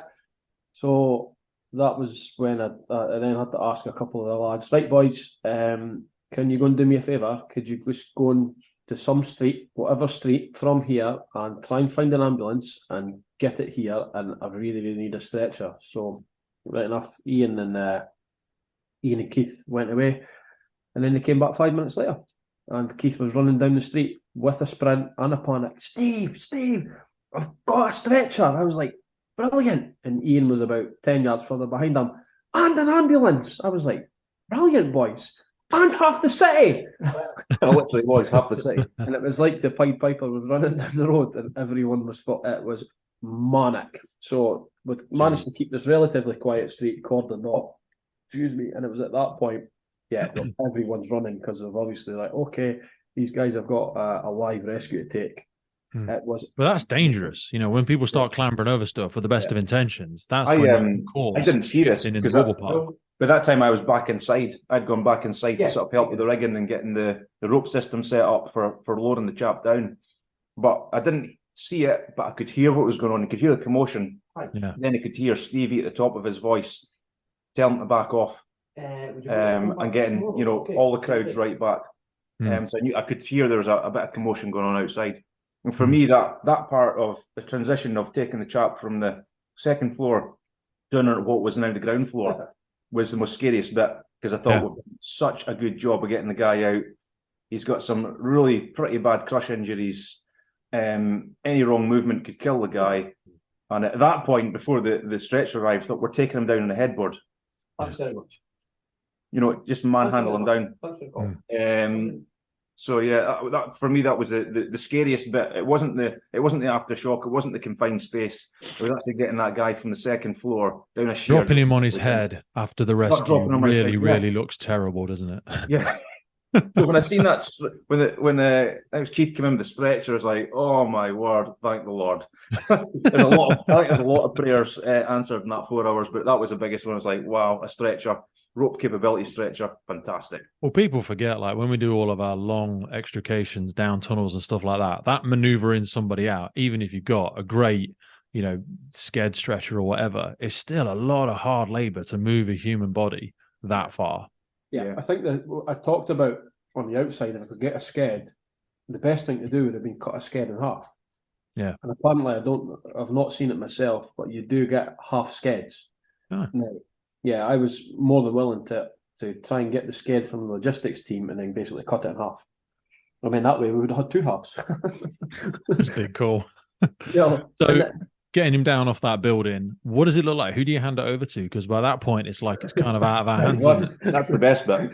That's the best bit. So you've got everybody underdog in the city wanting to touch this casualty, because that just seems to be the thing. Yep. If it's a find, you'll get all the city will come, and everybody wants to touch the casualty.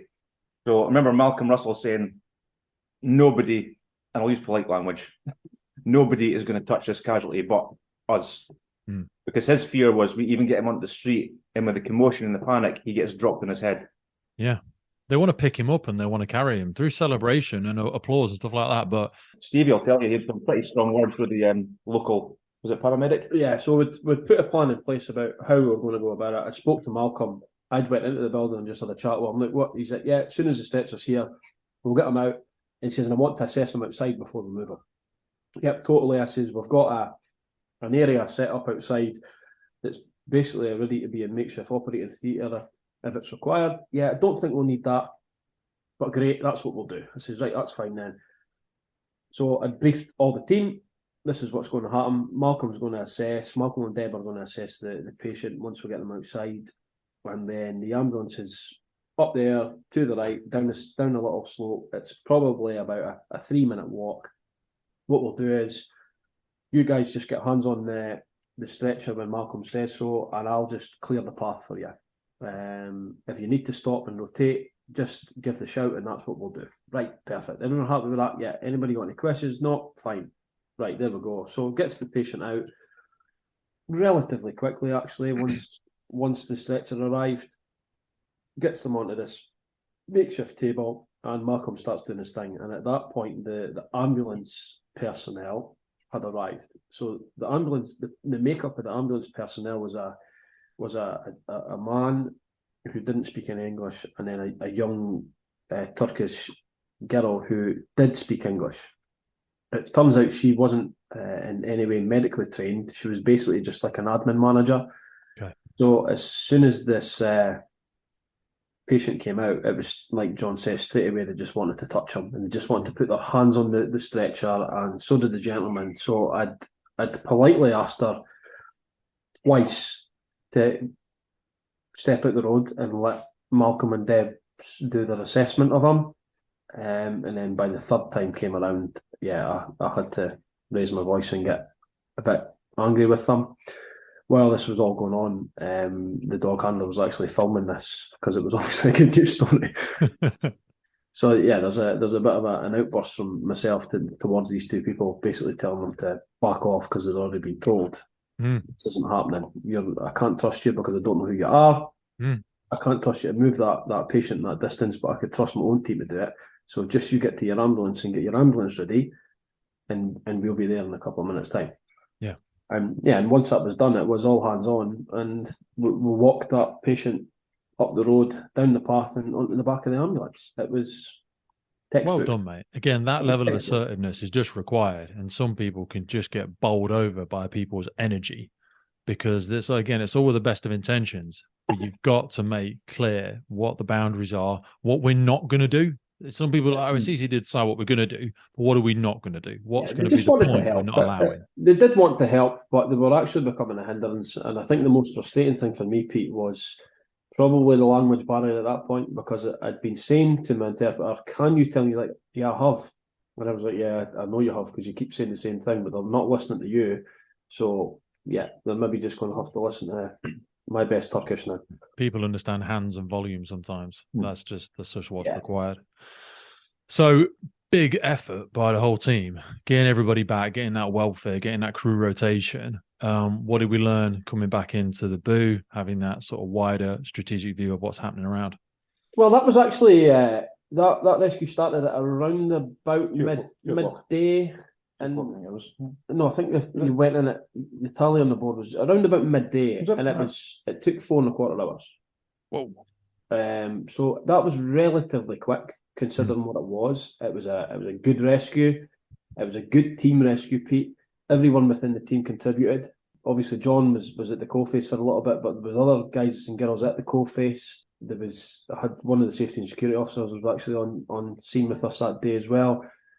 Everyone contributed, and at the end of it, we came out. We handed the casualty over, the patient over to the ambulance service. The doors closed, and we headed back to the actual scene.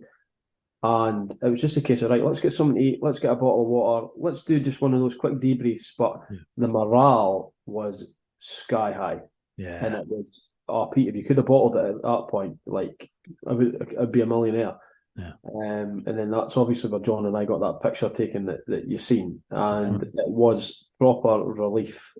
Once the patient had gone, it was just proper relief just to see my brother again, because I thought, man. And I did say to him, don't you ever do that to me again. But like you say, you've still got so many, you don't know how long you're going to be there for, and that adrenaline fatigue, because you've got a long walk back. Everybody, you can't just bounce on that. You've got to bring yourself back down, get that R&R, get a hot meal or two, and then be ready to go again. Well, it wasn't it? It was straight on to the next site. It was like, let's have some food, debrief. Right, guys, next job. Let's go. Because it was relatively quiet where we were, it seemed like the best place to have something to eat and have just, it was 10, 15 minutes. That's all it was. Yeah. And even before the sort of 15 minutes were up, the guys and girls had their bags on their back and they were ready to go again. Mm-hmm. Yeah, there's absolutely no issue with motivation at all within the UKISAR team. It's so unique. But we're getting on 5-6 o'clock there. Nightfall is going to be coming in soon. So I know we don't operate too much in the dark if we can avoid it. Yeah, we basically had I think it was unwritten that 10 o'clock was probably about our limit. I'd have to go and check I kept a journal because I knew that things would get a bit mixed up. It will, mate. And that's that's what I said to you, like, try and get in there early, because time just fades that reality and everything starts to blur. So what was the next 24, 48 hours looking like? So that evening when we did get back to the boo, the positivity was flying, because I think the other teams have got some good grabs as well. They've had some good grabs as well. Jim Chasten's team got a family. Wow. And it was like, good one, Jim. We managed to get this man out who was trapped like that, and you've come back with a family. It's like, Jim's amazing. Jim and Stacey. I know Stacey didn't get an opportunity to go here, but like, oh my God, the skill set there. And just So, the optimism, the command presence, that guy is another one. He's yeah, just like, not that it was a competition, but I did say to my team the next morning, Up yeah, your game. I said, can you just up your game a little bit? And I'm not taking anything less than twins today. We're looking for twins. if we can find 60 puppies and a baby in a We're mine looking for shaft, twins. that'd be That's great. what I'm wanting today. And they got it. So that next day, we went back to an area that we'd previously been at before.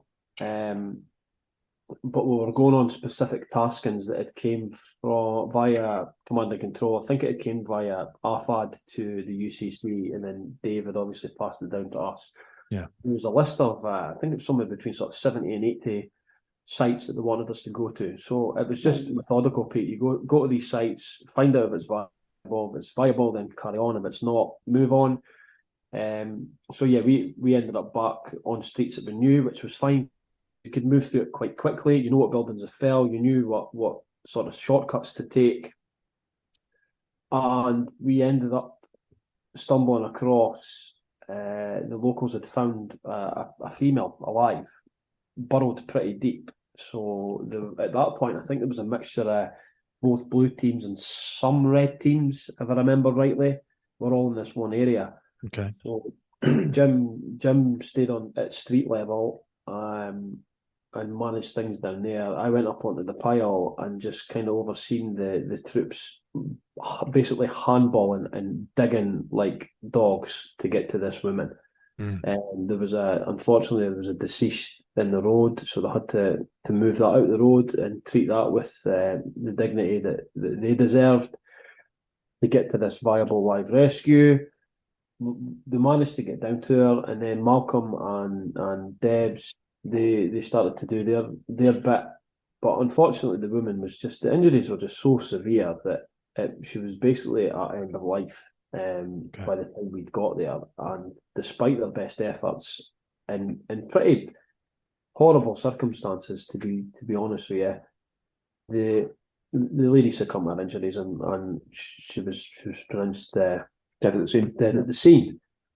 So we basically said, right, the ones that don't need to be here, if you could just collect the tools up, get back on the street level, refresh yourself, get some water in you, get some food in you if you want. And at that point I went and spoke to an interpreter and says, look, the husband, do you want to ask him if he wants to recover the body? No, he wants you guys to recover the body, because you guys will make sure she's in one piece. And I thought, right, okay, that's a bit of a tall task given the condition that she was in. That's the discipline again. You're like, ugh. But then the 5 or 6 lads that were around her were like, I explained that this is what we need to do. Are you guys all right with that? Yeah, and off they went. And totally task focused, they went at it.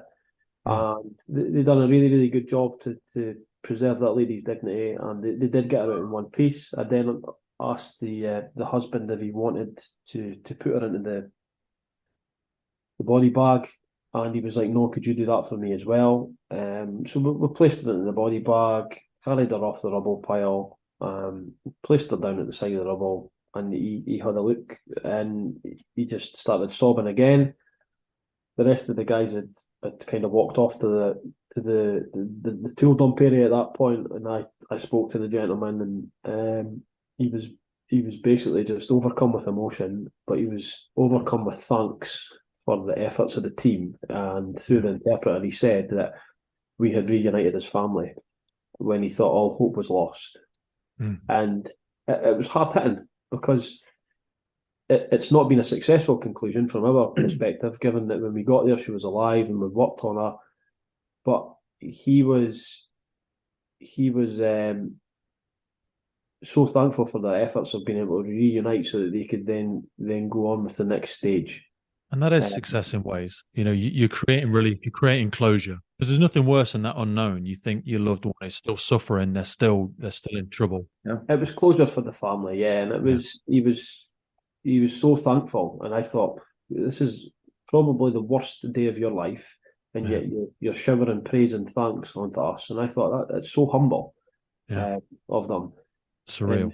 And surreal's just about covers it, I think. So I felt the right thing to do was come out on the street, the guys and girls together and just pass that thanks on straight away. Like, it's a massive thing what you guys have just achieved there. Mhm. Okay, she's unfortunately she's died, but you've been able to reunite family, and give them that closure, like John says, and it's powerful things like that are the other side. Mm. That you Also probably gives don't some always closure do. to the team. You know, when we talk about trauma, Yeah, you're trying to help give context around what you've done, what the outcome has been, and it covers in some of those hollow spots in your trauma, because that is yeah, what effectively you're all going through as well, around this is what we tried to do, and actually we did achieve it to an extent, and we can now draw a line under that and try and help yeah, our minds move forward.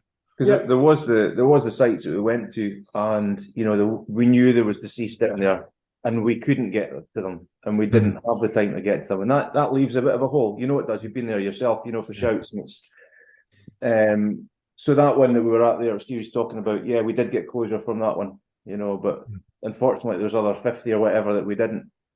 So it was a strange one, because in the UK you'd see it to the end and you'd get the casualty out, all alive or dead, but most of the ones that we were going to, we knew there was somebody in there highly suspected that passed away, and we had to move on, and that was tough, especially when it was children involved. It was kind of hard hitting, especially your own kids and stuff, and it's like, well, there's kids in there, but well, we got to move on. Yeah, well, we moved on. We moved on from there. It was quite a distance away. The area that we described, we'd obviously been there before a few times, so we knew the lay of the land, and it was starting to get a bit spicy. So we just picked the next GPS coordinate and headed straight for that. We looked at it, quite easy to describe on a map. There's the middle roundabout, 4 streets down on the left. That's where we're going. Headed for there, and it seemed like the walk was taking forever. We got to where we were, had a look on the map, and at that point, one of the other blue teams had got another possible viable location, so they went to that. Jim Davison came with us that time. Got to this building. Yeah, they were working on it. Explained to them why we were there. We'll run the dog over. And they were like, yeah, we don't think there's anyone, but there may be someone there. So we put the dog over, kept the rest of the team back, had a bit of a feed. Right, this is where we're going to have our lunch. And then we got some information via the Netherlands and the UCC that there was a confirmed live hit, basically the other end of the sector. So Jim was like, yeah, we're going to go for that. It was at that point that we realised we were actually in the wrong place. We'd went one street too far, because we'd been counting the streets, or so we thought, but we'd actually missed the street because of the building sitting over it. A gentleman had came down and approached us. Again, similar to the first gentleman that had approached us a few days earlier, and he said, look, my brother and his friend are missing in that building over there. There was no panic in his voice, there was no real despair, and he was a police officer. So we thought, right, okay. Okay, so I sent a couple of lads over. Could you go and have a look? Yeah, come back and let me know what you think, because we're going to be moving on to this confirmed site. Yeah, okay. So yeah, the lads went away. They came back. Yeah, 10 minutes later or so, they were like, I think we maybe just need to get more bodies just to have a look at this, Steve. I was like, right, okay. We'll give it another sort of 10 minutes, and then we're going to head for that site. Went over to this building, paint a picture. Imagine 3 buildings standing in a row, 7, 8 stories high, and the middle building has just completely pancaked. It's just fell down and forward, and that was where they were last seen, on the 4th floor again, I think, of what that building used to be.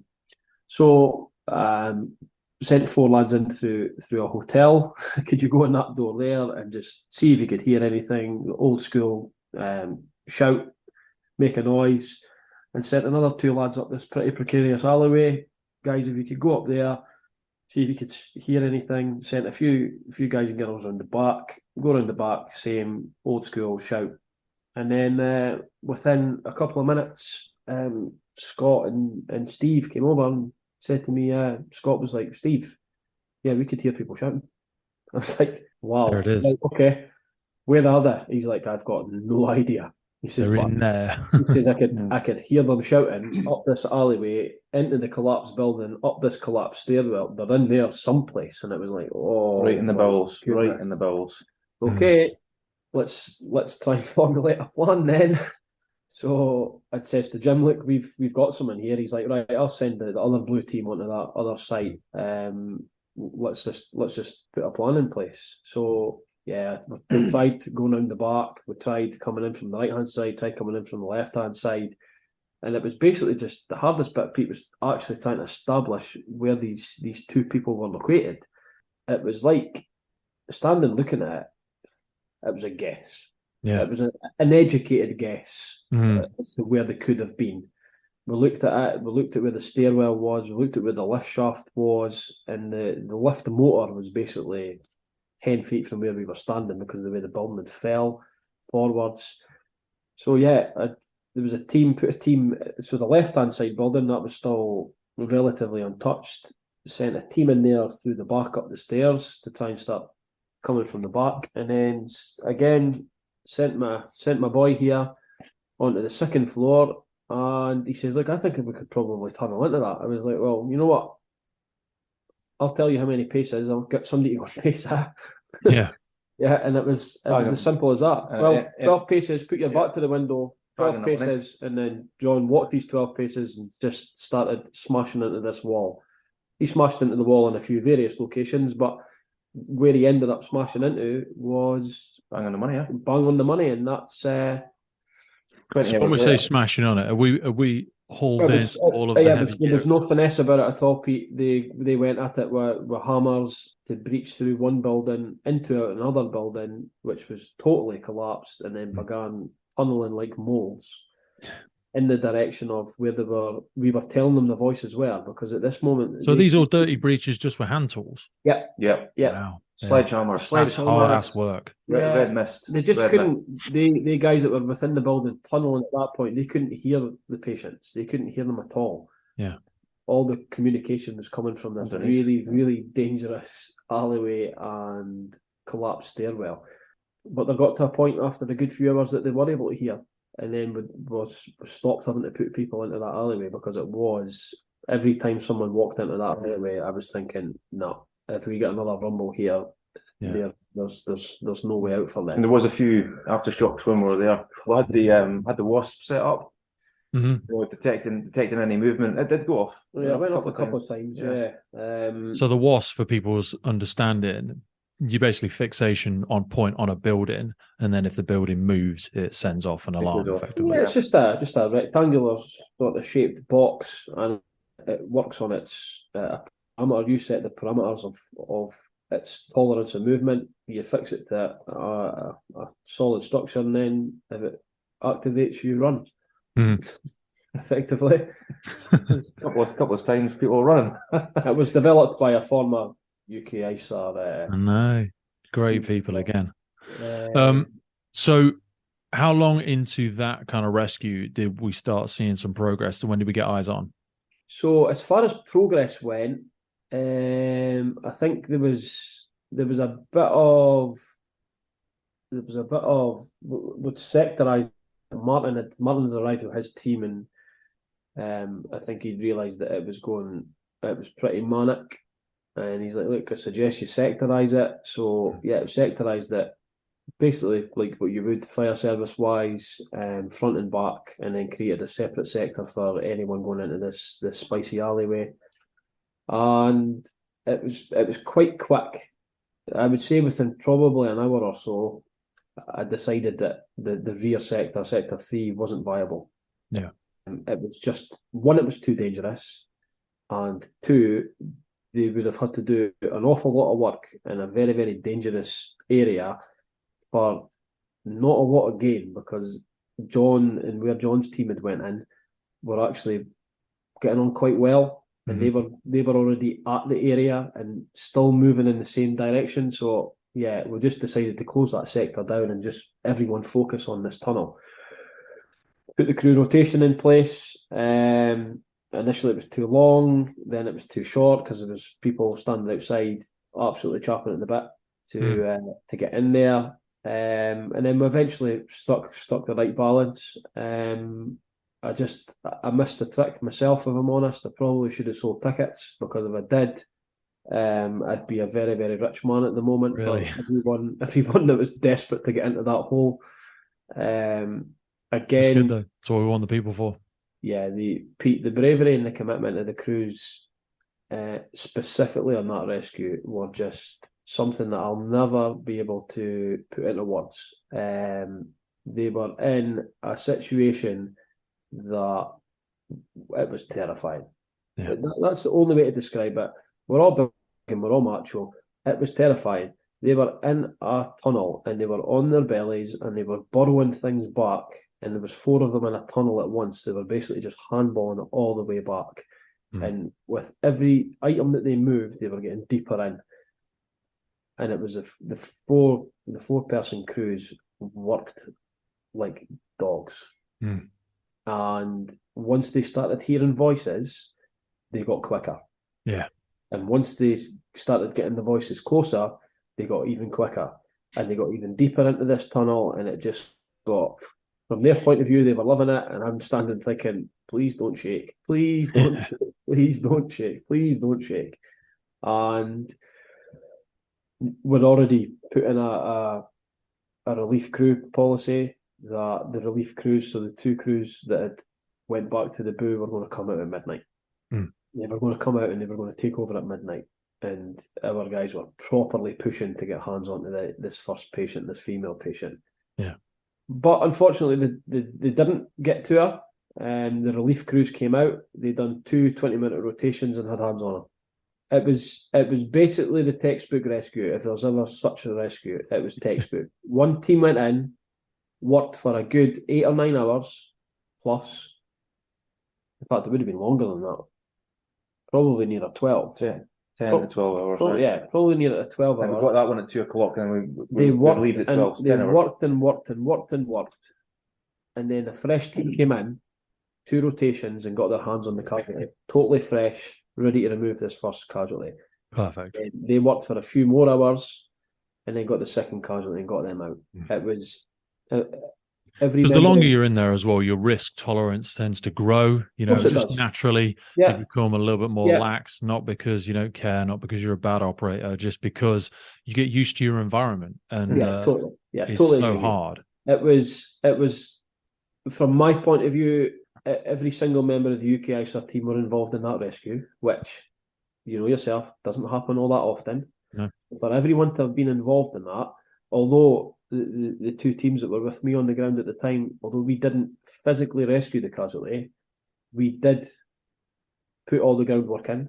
It would have happened exactly the same the other way around. Yeah. You know what I mean? You can't, the last team doesn't get the last meter unless you do the first 10. Yeah. That's just the way it works. And quite early into it, I'd said, I don't care who gets hands on this casualty, as long as it's someone in orange. As long as someone in orange gets to this casualty, I'm not bothered. And that was the way it worked out. We went back to camp.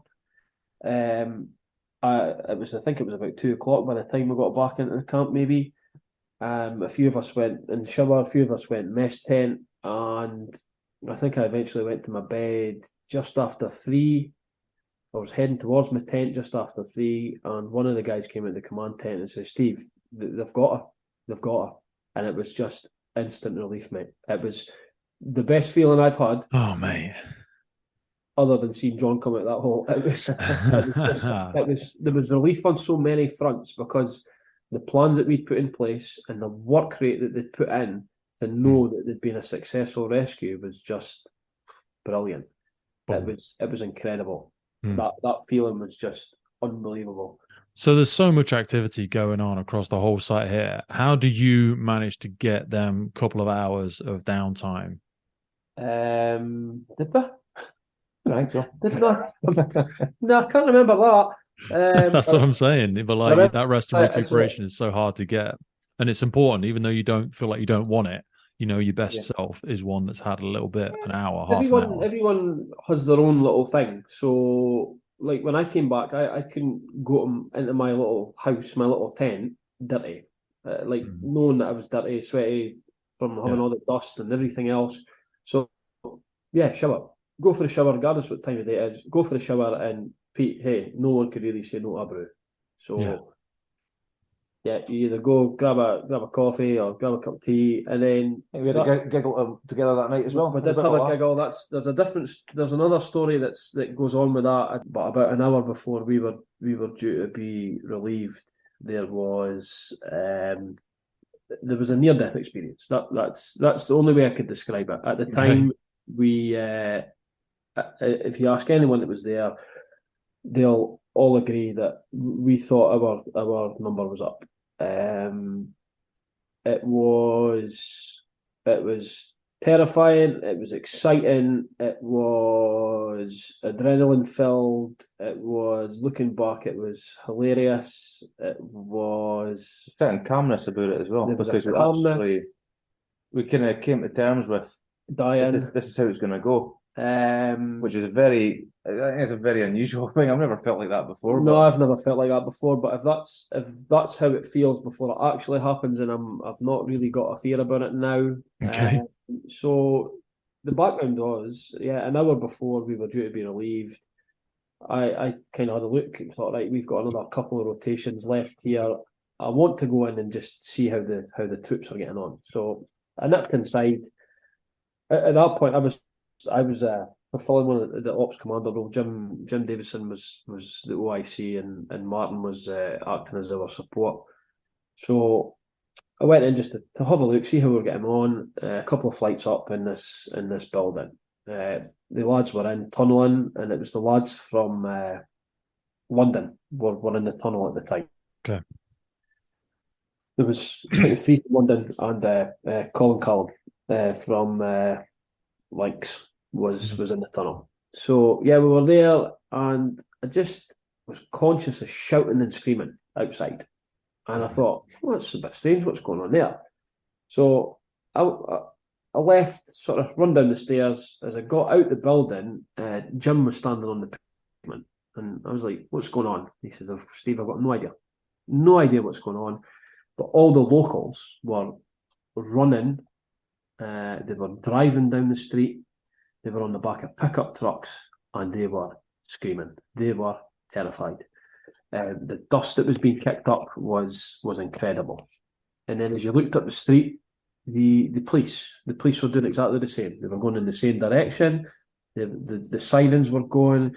The ones that weren't in cars were running. There was genuine fear and terror in their faces.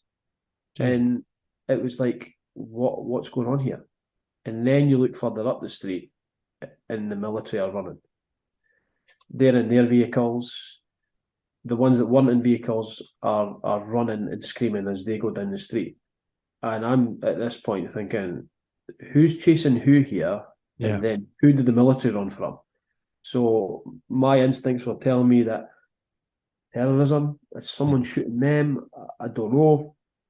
The interpreter was trying his best to try and figure out what was going on, but just the sheer panic in everyone, he couldn't get anything. And then all of a sudden he shouted, the dam has burst, the water is coming.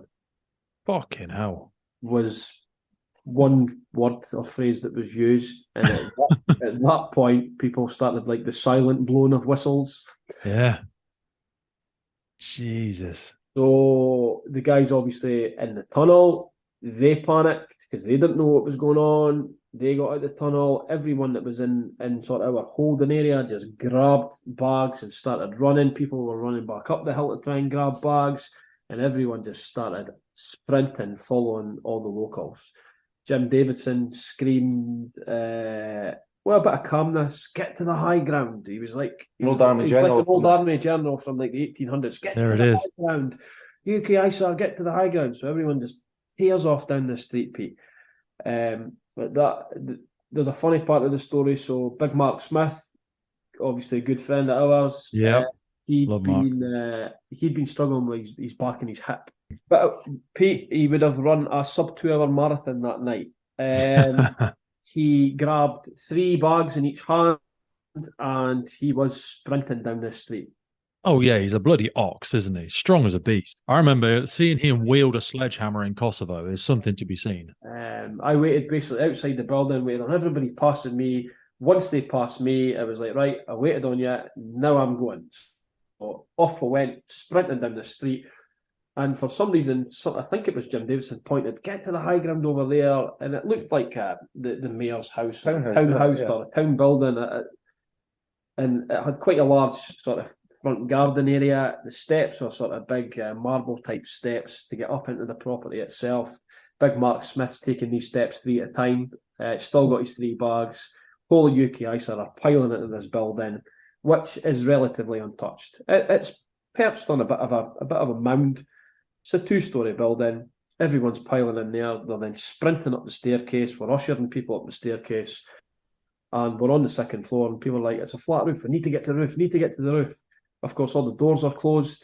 You've just piled 30 fireys into a room where doors are shut. So these big 14-foot mahogany doors are then getting kicked straight off the hinges. People looking for loft hatches. And there's a panic. There is a proper panic. God bless him, Sean Crone from West Mids. He was my command support officer. He managed to grab the makeshift tally board. The tallies had been falling off all night, like constant falling on the floor. Sean picked up this makeshift tally board. He sprinted with everyone else, took the stairs as everyone else did. He never dropped a single tally. Good. So we were able to go through an accountability process to make sure we had everyone. Unfortunately, we didn't, because other people had decided to go for higher ground than what we did. We basically went for a 2-story building. They went for some of the bigger ones that were about. And it was just a case of wait. It was like you're looking out the front window of this thinking, right, if the water's going to come, it's coming there. Is it going to get us? Is it not going to get us? Everyone goes through their own thought process at that point. I managed to check in with 2 of my 3 guys from Scotland. The 4th one was 2 out of 4, sorry, 3 out of 4. The 4th one wasn't there. He'd went to another building, and I was like, what's going on here? And then it was just calmness, and it was quiet.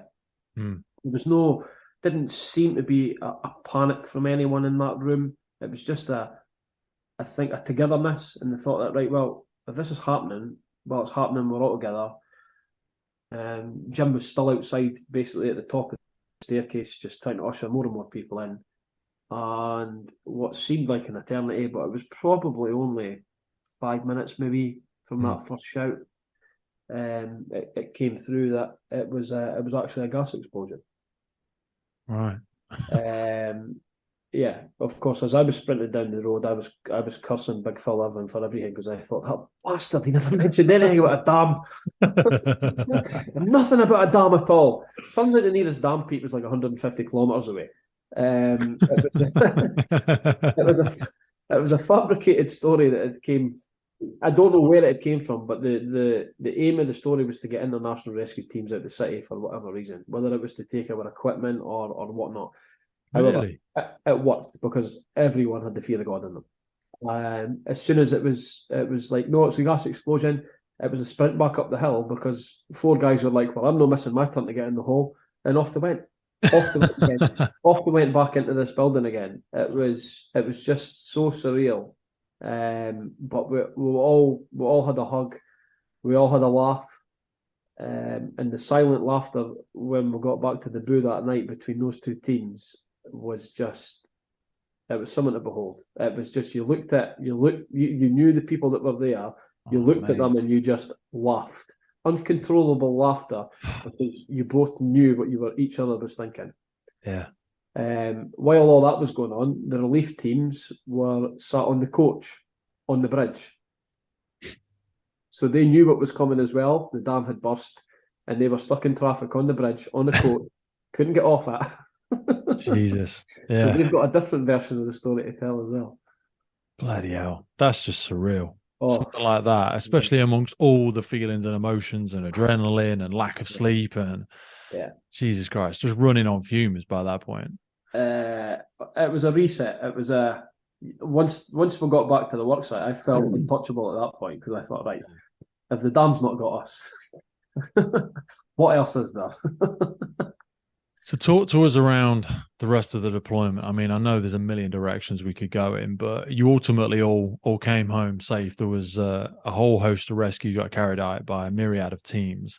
Just take us back for a second. Give us a bit of background on how long you've both been in the service, and then we'll talk a little bit about the training that's took you here. Okay, so I joined the actual fire and rescue service back in '06 and went straight to a UKISAR station, and I've been there ever since. Joined UKISAR in 2016. Really? I thought you were in there before that. No, 2016. I joined. Why? Why did I join? I've always had that, as weird as it sounds, burning passion for UKISAR. It's just something that I like. I like the thought of breaking up bits of concrete. I like the thought of going in tunnels. I like the thought of shoring, which is obviously something that I'm lucky enough to sort of specialise in, if you like. It's a passion, and if you've not got a we passion, do need to do an entire second episode about shoring, by the way, but we'll do that another time because that's fascinating. But sorry, go on. Yeah, and it's a passion, and if you've got a passion for something, then you're going to follow it. So this seemed like the natural progression. I was a firey, I was a driver, and at the time I didn't want to go for promotion, and it seemed like something else that would be a challenge for me, and it seemed like the right challenge at the time. I think you played it well because you've got those natural leadership instincts, but now you've got a colossal amount of authenticity behind you as well. You're very valuable to a lot of the new people coming into the services, I think. Yeah, well, everyone brings their own strengths and their weaknesses to a team as well. It may be a weakness for you, but it may be something that someone could bring out in you to make that weakness better.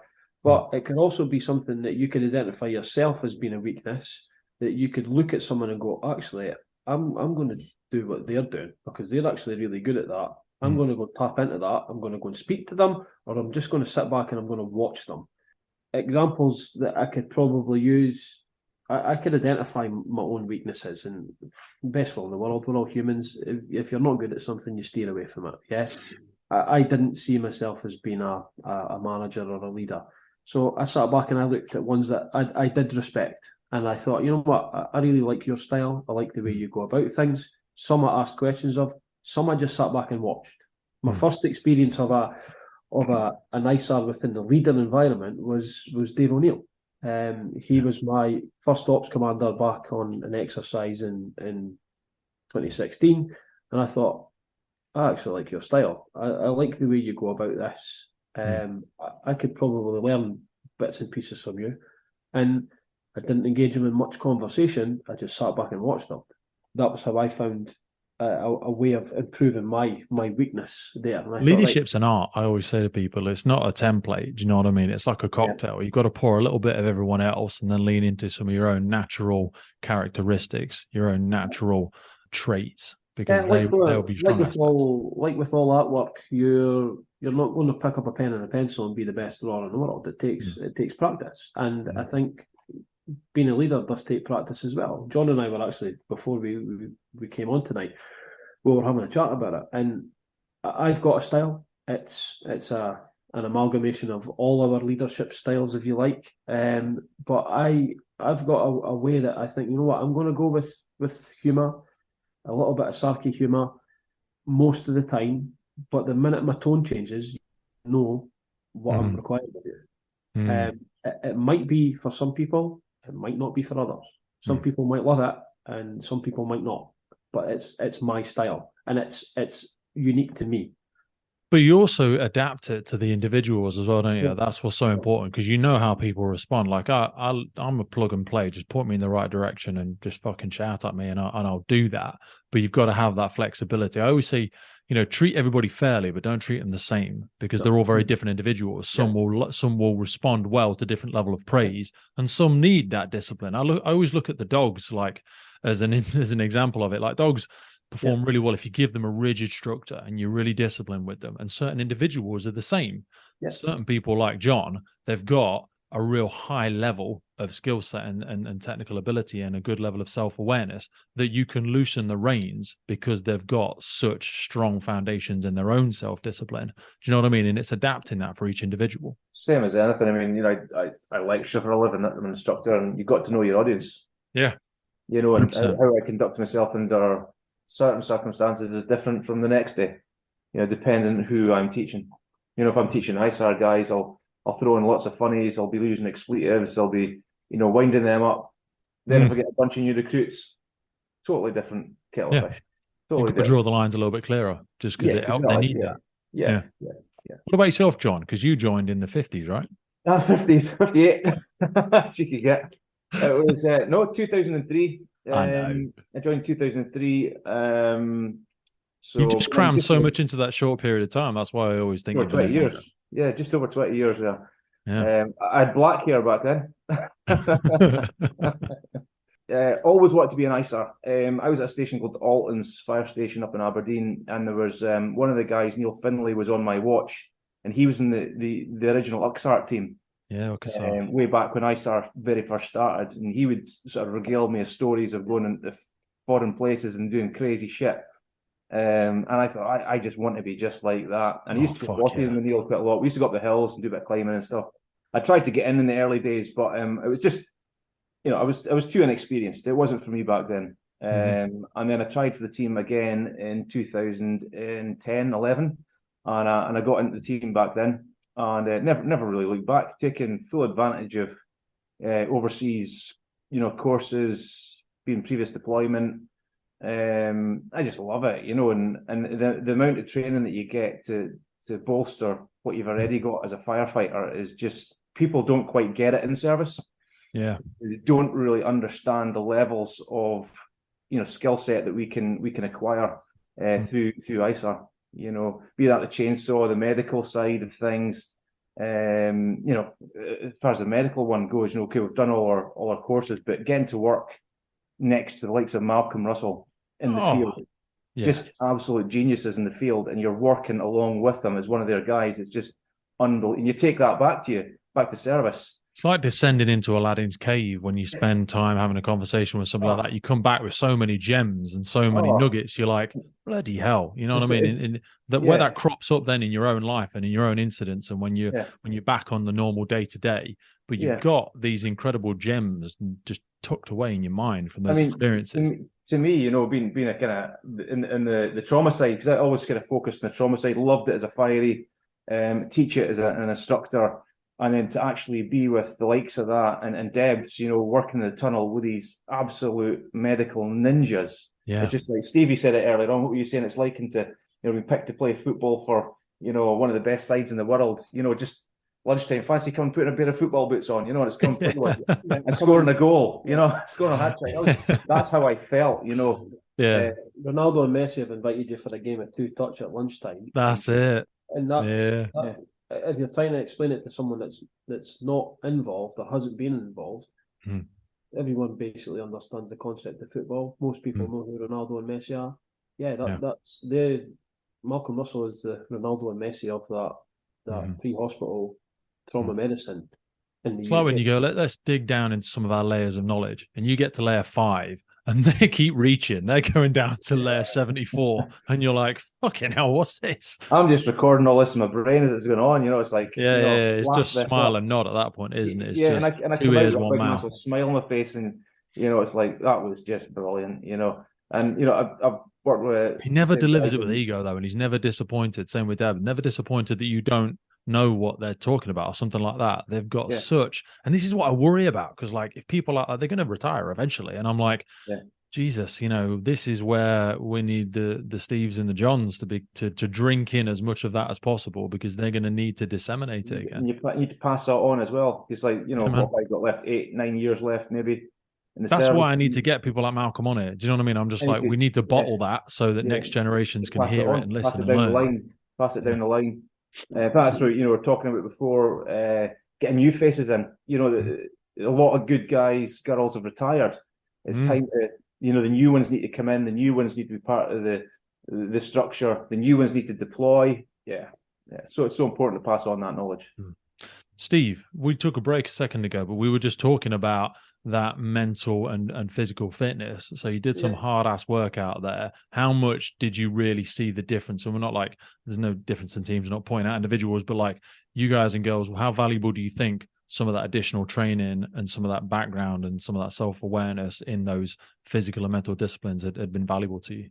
both disciplines are equally as important. You've got to have that physical foundation, and then you've got to be able to have that mental capacity to push yourself that little bit further. Now, it's I've got an acre of pain here. Right, that's fine. You've got an acre of pain, but you've got to block that ache and pain out, because we've all got aches and pains. We're carrying fairly decent weights on our back and bags that probably aren't the greatest. They're not designed for that. You're walking in rubble boots over horrendous walking surfaces as well. You've got to be able to put that stuff to the side. And then you've also got to be honest with yourself before you even get on that plane and say, you know what, can I do this? Have I got a niggle? Have I maybe got a long-term injury? Or are you just doing it to say, you know what, I went to Turkey, or I went to Haiti, or am I taking 17 Japan, different medications, and am I really up to what is going to be asked of my body? Yeah, and it's an important part of the role. We were all there when we've done the crew leaders course, and our national coordinator now, he has a real concern that we've been together as a team for 30 years and we have not had a serious injury within training or deployment. And one of his concerns is your luck's going to have to run out at some point. Yeah. So is it going to be down to physical fitness? We all know, people are having heart attacks and cardiac arrests more and more now, especially within our line of employment. So but also just the strain it takes on a firefighter, the musculoskeletal injuries and debilitating health conditions, and just probably the biggest cause of sick days within the fire service is probably musculoskeletal. I would say, without being an expert on it, we have to look after ourselves, and those two are the big costings. We have to have that physical fitness, but we also have to have that mental capacity to be able to just push that a little bit further as well. But also have that, like I said, the honesty to go, you know what? No, not for me this time. Not for me this time. One of the lads up in Scotland, he was on the list, phoned him, and he says, no, I can't this time. And I thought he was mad. But he explained his reasons just the other day, and it makes perfect sense, because he didn't want to be a hindrance to the team because of what was going on back home. And he was like, no, not for me this time. And And fair play to them, because there was maybe some others that should have said the same. Yeah, because you were in that room as well. There was a lot of folk there that were standing as reserves, chopping at the bit to throw their bags on that plane. Oh yeah, some incredibly proficient. But like you say, when we are going so long without any injuries, and we never wish that upon anybody, but it's a little bit like when we're drilling, you can reduce your risk by raising your level of proficiency and what's within your control. Now, you can't control all the courses that you get to go on, but you can control your self-disciplines, you can control your level of fitness, you can be, looking up on the materials that you've got, you can be attending the Orange Wednesdays, you can be doing that personal and professional development so that when the call does come, you are mentally and physically ready to go. Yeah. The physical side of it's massive. And I think, obviously, John and I have been responsible for pushing our coordinator's wishes. Get it nationally. Come on. Change it. Push it. Let's bring it up on the next conversation. I think the team have thought, here they come the henchmen, to an extent. The enforcers. Or the enforcers, whatever way you want to look at it. But it's so important. And having now been away to Turkey and seen how physically demanding it was, there's absolutely no excuse. There's no excuse. We should be pushing it. If you're that little bit more physically prepared, it's only going to be a good thing. It's not for yourself, tough one, because it almost feels like a personal attack for certain individuals. We're not going to wander on this for too long, but like the professional stuff, people we rest on that. We rest on our experience. We rest on our technical skill set. But those other bits are real lifestyle choices. But it is, for people that want to be operating at the tip of the sword, you've got to expect more from yourself than you will from anybody else. It's not just for me. It's for the boy sitting next to me. I always say that, mate. I'm always like, could you rescue? And I always think this of my family. Like, if we're at the beach, I'm like, could you, if I got in trouble when I'm out there, could you grab me and swim back with me? You know what I mean? If your family got into trouble, could you pull them out of the house if you had to? Yeah. Could you climb over that wall if you had to? Yeah. Do you know what I mean? And those are just the simple things you've got to be able to ask yourself and go, actually, is that a reasonable expectation from a first responder? Yes, it is. Can I do it? Yeah. No.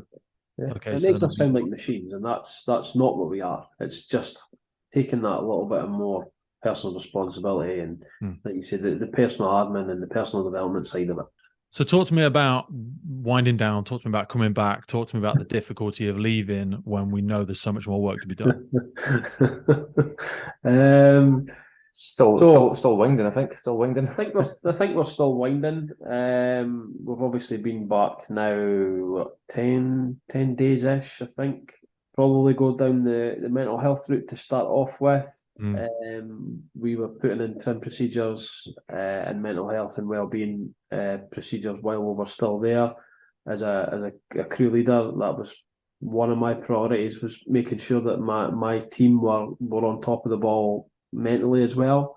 Nationally, we've gotten so much better at that. Oh, a lot better. Yeah, as a Scottish team, all the sector medics within the team and the crew leaders have all done the mental health and wellbeing champion courses. So it's another stink of a bow, not just to be able to look after your team physically, but also try and look after them and signpost them mentally as well. For me as a medic, I treat the mind as part of the body. You know, and when I teach in trauma care, people say mental health. It's health. It's all health. It's body doesn't exist without the brain. The brain doesn't exist without the body. Your brain is an organ. It's part of the body. It's all to do. Your A to E. I always say A to E and L at the bottom, and the L's for love. Show compassion. It's to do with the head. So yeah, it's all one for me. The body secretes all those chemicals, and the body reacts to it. Sorry, the mind secretes all those chemicals, and the body reacts to it. So you can't deal with them in separation. Physical. Yeah. So yeah, when we came back, we were given a medical in service. The minute we arrived back into Aberdeen, we were given a medical. We were given a quick sort of mental health check. Nothing. Did you get that rash looked at, Steve? What one? Is that the one you made me put cream on? The one you keep sending me pictures of. Yeah, the rash that you've got to put the cream on with your tongue. Yeah, but we're giving a quick. Our health and wellbeing department came up and done that for us. Our coordinator and our teammates had been kind enough to move our vehicles back home, so we were given a lift home as well.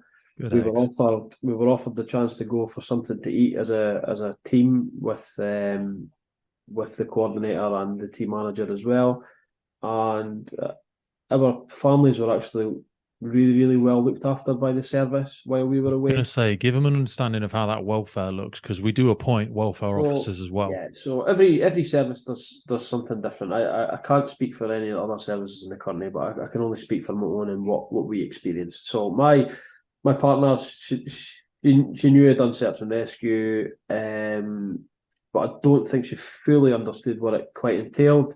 So when I made that phone call that first morning, I'm going to Aberdeen. She's like, yeah, I know you're going to Aberdeen because you're going to a course. I was like, well, no, I'm actually heading to the airport because I'm probably going to be to Turkey. And it was like, oh my God. And it was the shock factor. Once we went through our own checks at Aberdeen and headed off, the gaffer said, right, phone numbers on the bit of paper of who you're wanting me to contact. I'm going to facilitate video calls for them for the first couple of nights, and then I'm going to message all your loved ones just to give them a little update on how you're getting on. And yeah, that was what they done while we were away. They were in constant contact, and I think after that first video call that night, my other half was more at ease with it all. So she kept ringing me as well, but I think that was for something different. Doesn't matter. Yeah, I'll talk to you later. Because I wasn't replying. And then she found out you were a subby, so she was like, "Oh yeah." Well. No, so part of that rehabilitation's knowing that you've not got any of that to come home to, any of that worry or strife, because it was looked after while you were away. And while we were away, it was Valentine's Day, and one of the team got cards and chocolates and got them to their partners. Oh, such a good egg. Yeah, it doesn't. All things that make much. A massive difference, and this is what people forget: it's that firefighter family, it's that ISAR family. It extends further than the team. It doesn't seem like much, Pete, but it's small things like that make it easier for the families, and it also makes it easier for us being away because we don't really have to think too much about it then. Yeah. So then, we come home. We've went through all that.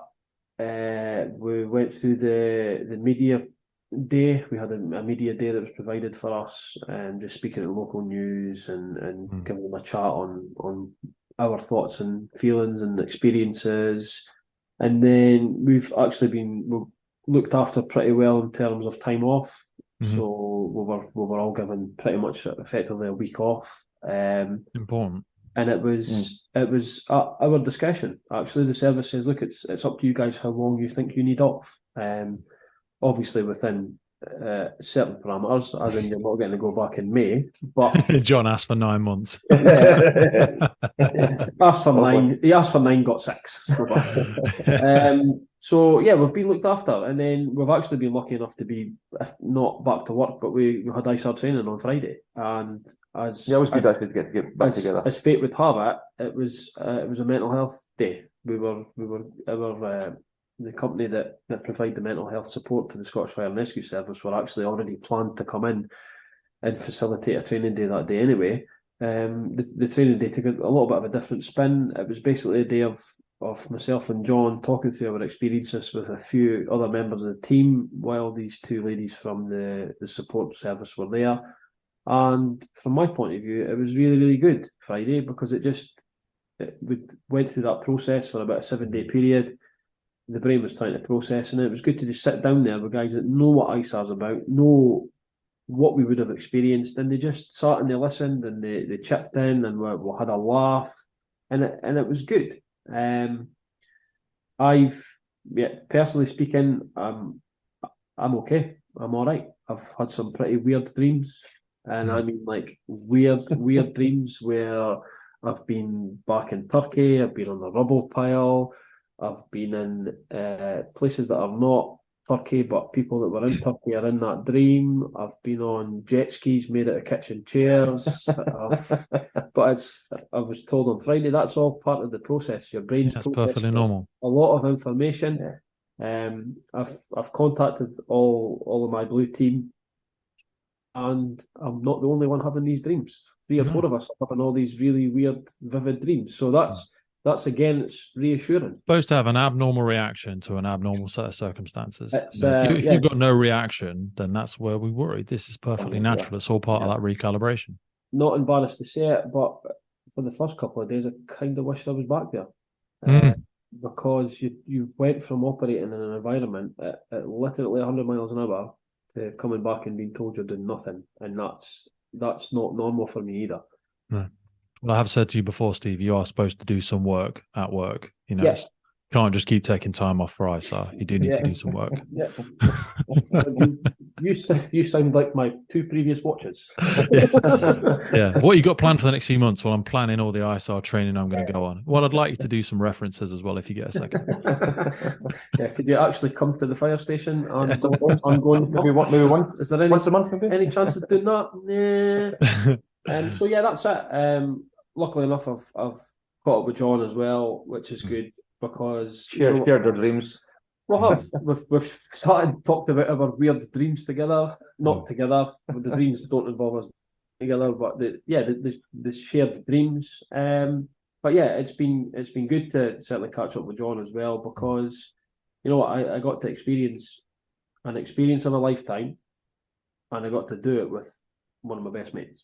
So you can't really grumble too much about that. How are you living, John? Good, really good actually. Yeah. So, you know what it's like? Every time I speak to Stevie on the phone, pick up the phone or catch up with him, it's like we've just gone through a really similar situation in close quarters, and it's weird. We've got the mental dreams together. I've been doing the same stuff. It's been the dreaming. I think first night back I was sleepwalking, and it's just. But I remember from being out in Nepal, it was exactly the same. I came back, I did the sleepwalking thing, I did the dream thing.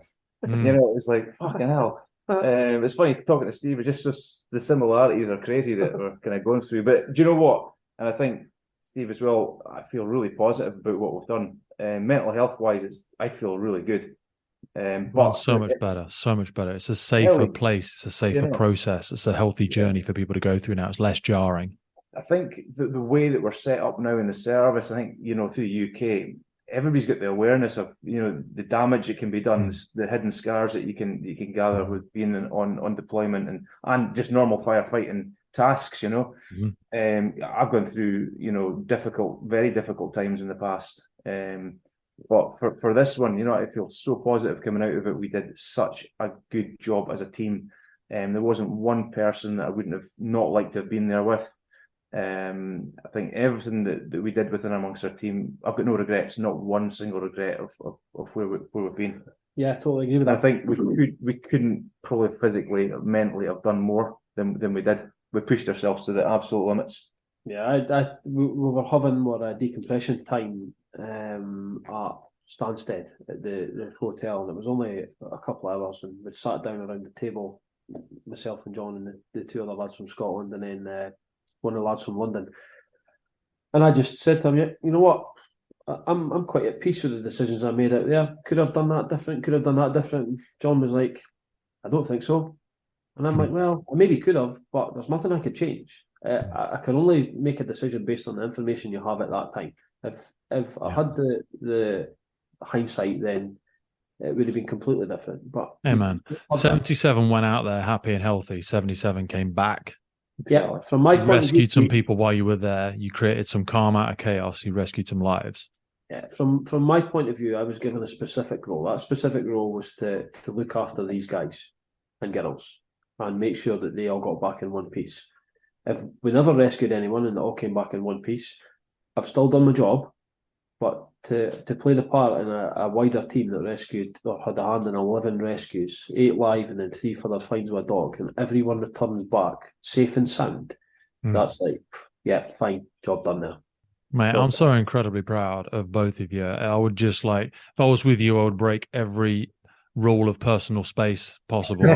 Kissing and hugging and inappropriate hand movements or would be aplenty. There would be fizzers going all over the place. It's lucky you both men.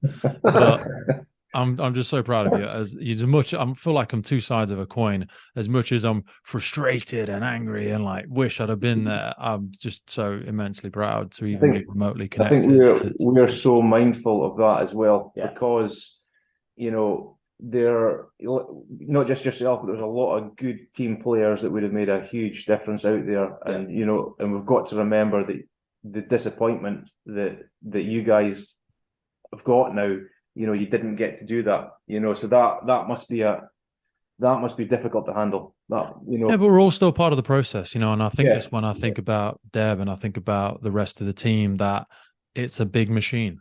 And I think about our chiefs and I think about the people in our teams. I think about the people on our techie stations who have helped us keep those skill sets sharp. They are all different steps, different layers, different cogs that have kept us there, you know? I just hope for the ones that didn't go out, they don't lose heart, you know, because there's a lot of really, especially the younger ones that are maybe not been in that long, you know, I just hope that they stick with it, you know, because they've got a long time in the career. They will get that shout, it will come back in again. Of course it will, mate. For the better or worse, the world is in a very challenging pace and we've got a lot of complex, wicked problems to try and solve. And there'll be lots of climactic and environmental challenges that will crop up. So their day will come. Our day will come. 100%. Thank you so much for your time tonight, fellas. We've gone for 2.5 hours. It's crazy how much that time passes. I love you both so much. John, I need to get you back on, talk about training, development, that mentoring mindset. And we need to do a whole episode on shoring and how to deal with those nasty rashes, Steve. So we'll get those conversations in soon. Please send so much of my love to your boy, to your family, to the service, to your watches, to the rest of the ISAR boys and girls. I love you so much. I'm really thankful for everything you've done. Cheers, Pete. Thanks for us. Thank you, Pete. Thanks for having us, Pete. It's always a pleasure. Firefighters podcast is put together to develop, inspire, and hopefully even motivate those individuals who have chosen to serve our communities and be part of the first responder family. It's brought to you by myself, operational firefighter Pete Wakefield. If you have enjoyed today's episode and you want to see the podcast continuing, please head over to our Patreon page where you can support the ongoing efforts of the podcast. Please hit that follow, subscribe, or rate button on whatever platform you're listening to. Please support your emergency services responders, and thank you for listening.